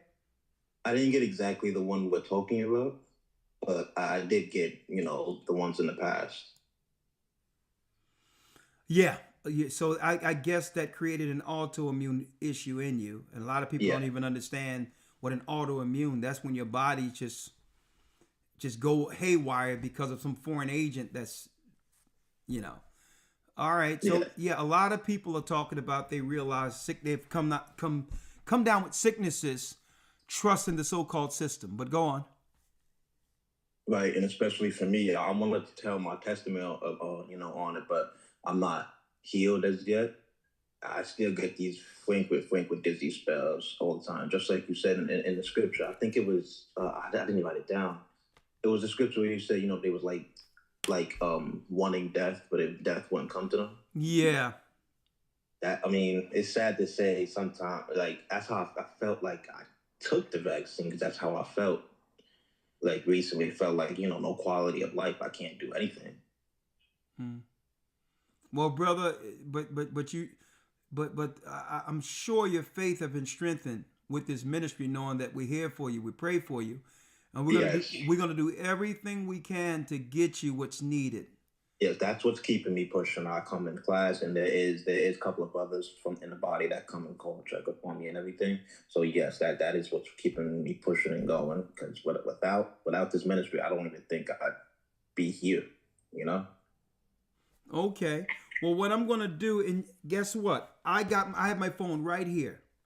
I'm gonna call Truman tonight, and I'm gonna have him overnight it to I'm gonna have him overnight what you need, at least a startup herb kit for what you're dealing with. I'm gonna have him overnight it to Hazocc's place. Oh, that was the thing. I'm not sure if I can say it here. Gocc was I got in contact with him. He was telling me that he's in another state. He's not why I'm in New York. So he was trying to give it to a brother in New York. Okay. Who in New York do I need to send it to? His name is Brother Yaqub, but Brother Yaqub. Hold on. Let me see. Brother Yaqub. Okay, hold on. Okay, so this is what I'm gonna do. I'm gonna contact Gocc, brother, and see if Gocc can give me the address to the brother with his world name, actually, so that we can send it to him. And so the brother, you've already communicated with the brother and corresponded with him. He's going to make sure you get it, right? Yes, he's the one that he said once he gets it, he's going to bring it to me. Brother, I'm going to call Truman tonight, and we're going to have it overnighted for you. I don't care what it costs. I'm going to look out for you. Okay? Thank you so much. I really appreciate it. It's beating me down. Well, brother, brother, you hold on. We're gonna in prayer. We're with you. but we're going to give you all the herbs you need to try to fight this, brother. Okay? Yes. Also, it's more than one. Huh? It's more than one. It's more than one what? Herb. You mean herbs? I don't know what the herbs are for that particular. I know what the diagnosis is, and he's going to send all of it, whatever it takes for that particular diagnosis. Whatever herbs, if it's more than one, we're going to send you more than one. And he's going to give you the directions on how to use it. Okay. All right? Okay. And are you in the academy? No, I want to be so badly, but okay. Like I said, okay, do me a favor. Do me a favor. Send an email to goccSouth@yahoo.com. Elder Lawyer is going to get that email. Zaire, give me your email so I can bring you in the academy, because we're going to have Truman come in to answer health questions. Oh, okay. All right. I'm going to give it to you now? No, what I need you to do is send your email to the GOCCSouth@yahoo.com. Elder Lawyer will send it to me, and I'll make sure that the administration get it so you're in the academy, okay? Okay. All right. You said GOCC South. GOCCSouth@yahoo.com. At yahoo.com. Okay. Okay. Okay. Thank you so much. All right. You're welcome, my brother. All right. And send that, and we'll be getting with you, okay? Yes, sir. Thank you. All right. All right. Shalom. We're really on our last call for tonight, because I'll have to do something early tomorrow. So there's not enough hours in a day. But I thank you all for all your support. As you can see, you can always support the work. GOCC Report, $ GOCC Report. We keep you up on real-time news and prophecy. $ GOCC Report. If you have Cash App, if not, you can always go to gatheringofchrist.org. Gatheringofchrist.org under donate, and you can donate towards the ministry there. Okay? All right. Tina, how are you? I'm doing well. It's good to see you. Bless you. Give homage and thank God for you and with the wisdom and sound doctrine that you shared with that brother. That was straight wisdom. I mean, we are truly in the last days, and we must be tried by the fire, but we will come out as pure gold. I just wanted to say that there was an incident that happened with me last year. I've been in the truth since 2012. Was baptized in 2018. Okay. I brought in by my sister Trina, and I was attending the church in Antioch in California, and my sister had passed away. And after her passing, I ended up getting some sort of disease. I got sick with something, and I ended up in the hospital. Long story short. And when I went in, before I went in, I couldn't walk. And I ended up going in emergency. And when I woke up, my leg was gone. And I'm like, okay. I was just like, I really wondered why did they really have to cut off my leg? You know, I was just like, I think that they didn't cut my leg because I wasn't, infected with the juices, they say. And I think that's why they ended up doing that to me. But it was really a horrific situation. So let me ask you. Hmm? Let me ask you. Man, this is deep in of itself, sister. So you did take the stuff? No, I did not. And I had, with my job, I had signed a form because I had spoke with the elders here about how to get out doing that with my job. So it was a religious form that you signed. So I signed that. You got an exemption. So let me ask you this. Were you suffering with diabetes, taking insulin? I was not taking insulin, but I did have diabetes, so I didn't know. I wasn't taking anything for it. I was kind of like in the mindset of against taking medication type of thing. So I was like, I was diagnosed with it, but I was borderline. Okay, And but you then said you went into the hospital, you could barely walk. okay, this was later on after the fact. Okay, I went into the hospital. I could not walk. I had before I had went on a trip. Okay, when I came back, I went to work. That week, I couldn't walk. Okay. So when you say you went on a trip, you went on a plane? I went on a cruise Okay. to Mexico. All right. So in a nutshell, I mean, what I'm asking is, you said you had a problem. The problem is what the hospital did to you. You didn't think that it was necessary? I didn't think that they had to cut off my leg. I'm like, really? I mean, the toe, but a leg? I knew you were traumatized with that. I'm, oh my God, I was like, it took me a minute to mentally gravitate what really happened here. I'm sorry about that. And then on my other leg, there was the doctor when I went in. Okay, the other leg was chopped off. So my other leg, they didn't take care. I looked at my other leg, and the toes started dying. So there was no blood circulation. So I had to get the toes chopped off my other leg. I'm sorry about that. They was just trying to chop me up, and I'm like, Lord.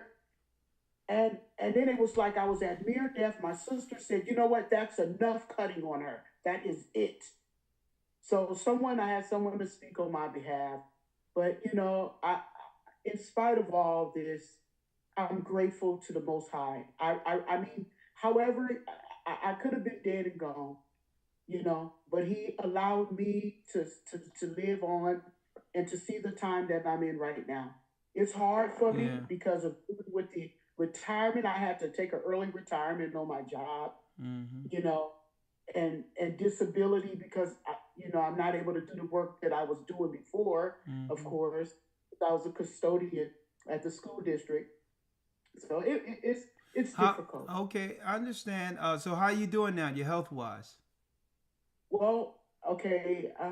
I do have a prosthetic on this other leg here. Okay. And I have a boot on this one. All right. That it's still healing because it's still an open wound, but it's closing up slowly but surely. Well, I mean, have you ever thought about having natural herbs for circulation instead of?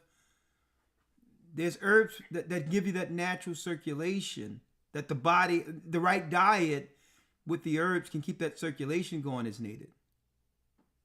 Okay, so I am definitely truly interested. I promise you that. I was trying to, they want to give me all of this medicine for blood pressure and all that. I'm like, you know what? I had an appointment today, and I'm like, no, I don't need to add any more.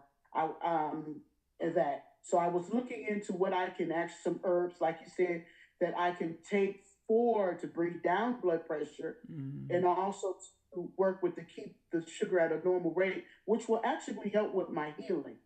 So I'm on a journey. Okay, well, let's do this, sister, real quick.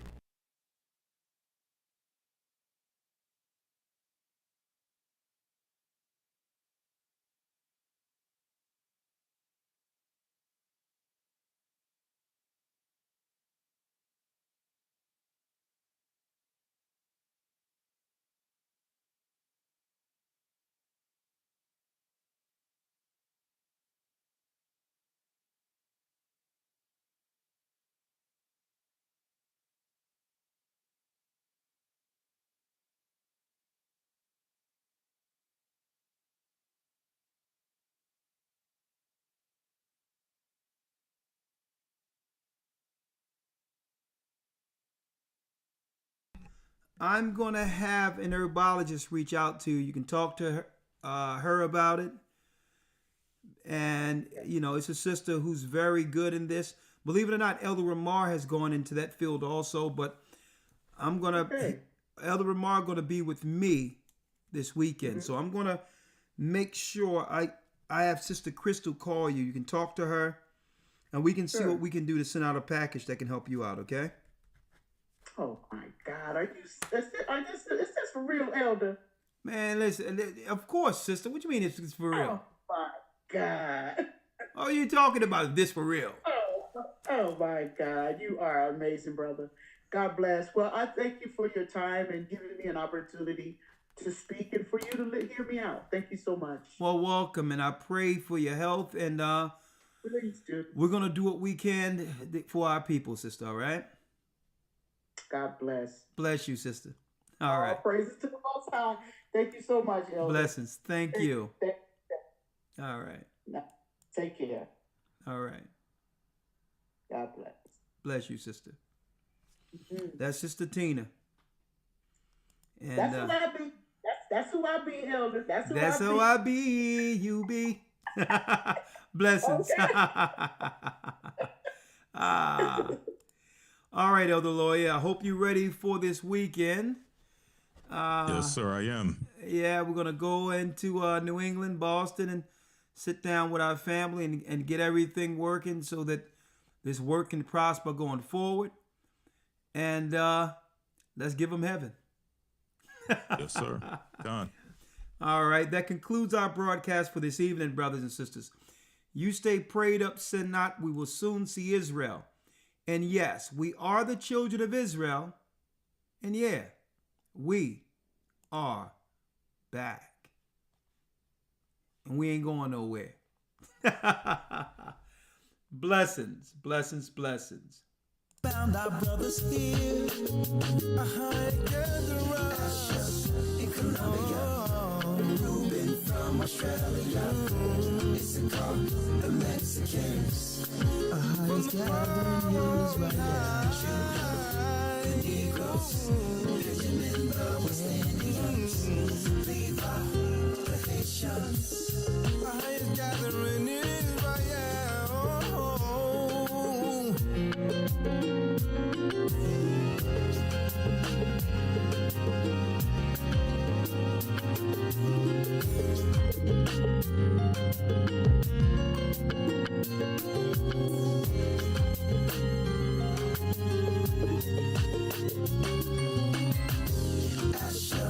In Colombia, Reuben from Australia, Issachar, the Mexicans. That's who we be, Judah, the Negroes, Benjamin, the West Indians, Levi, the Haitians, Manasseh, the Cubans, Ephraim from Puerto Rico, and Valley from the Isles of Hawaii. The Lord is calling back Israel. Zebulon from Panama, Gad, the North American Indians, Simeon, the Dominican.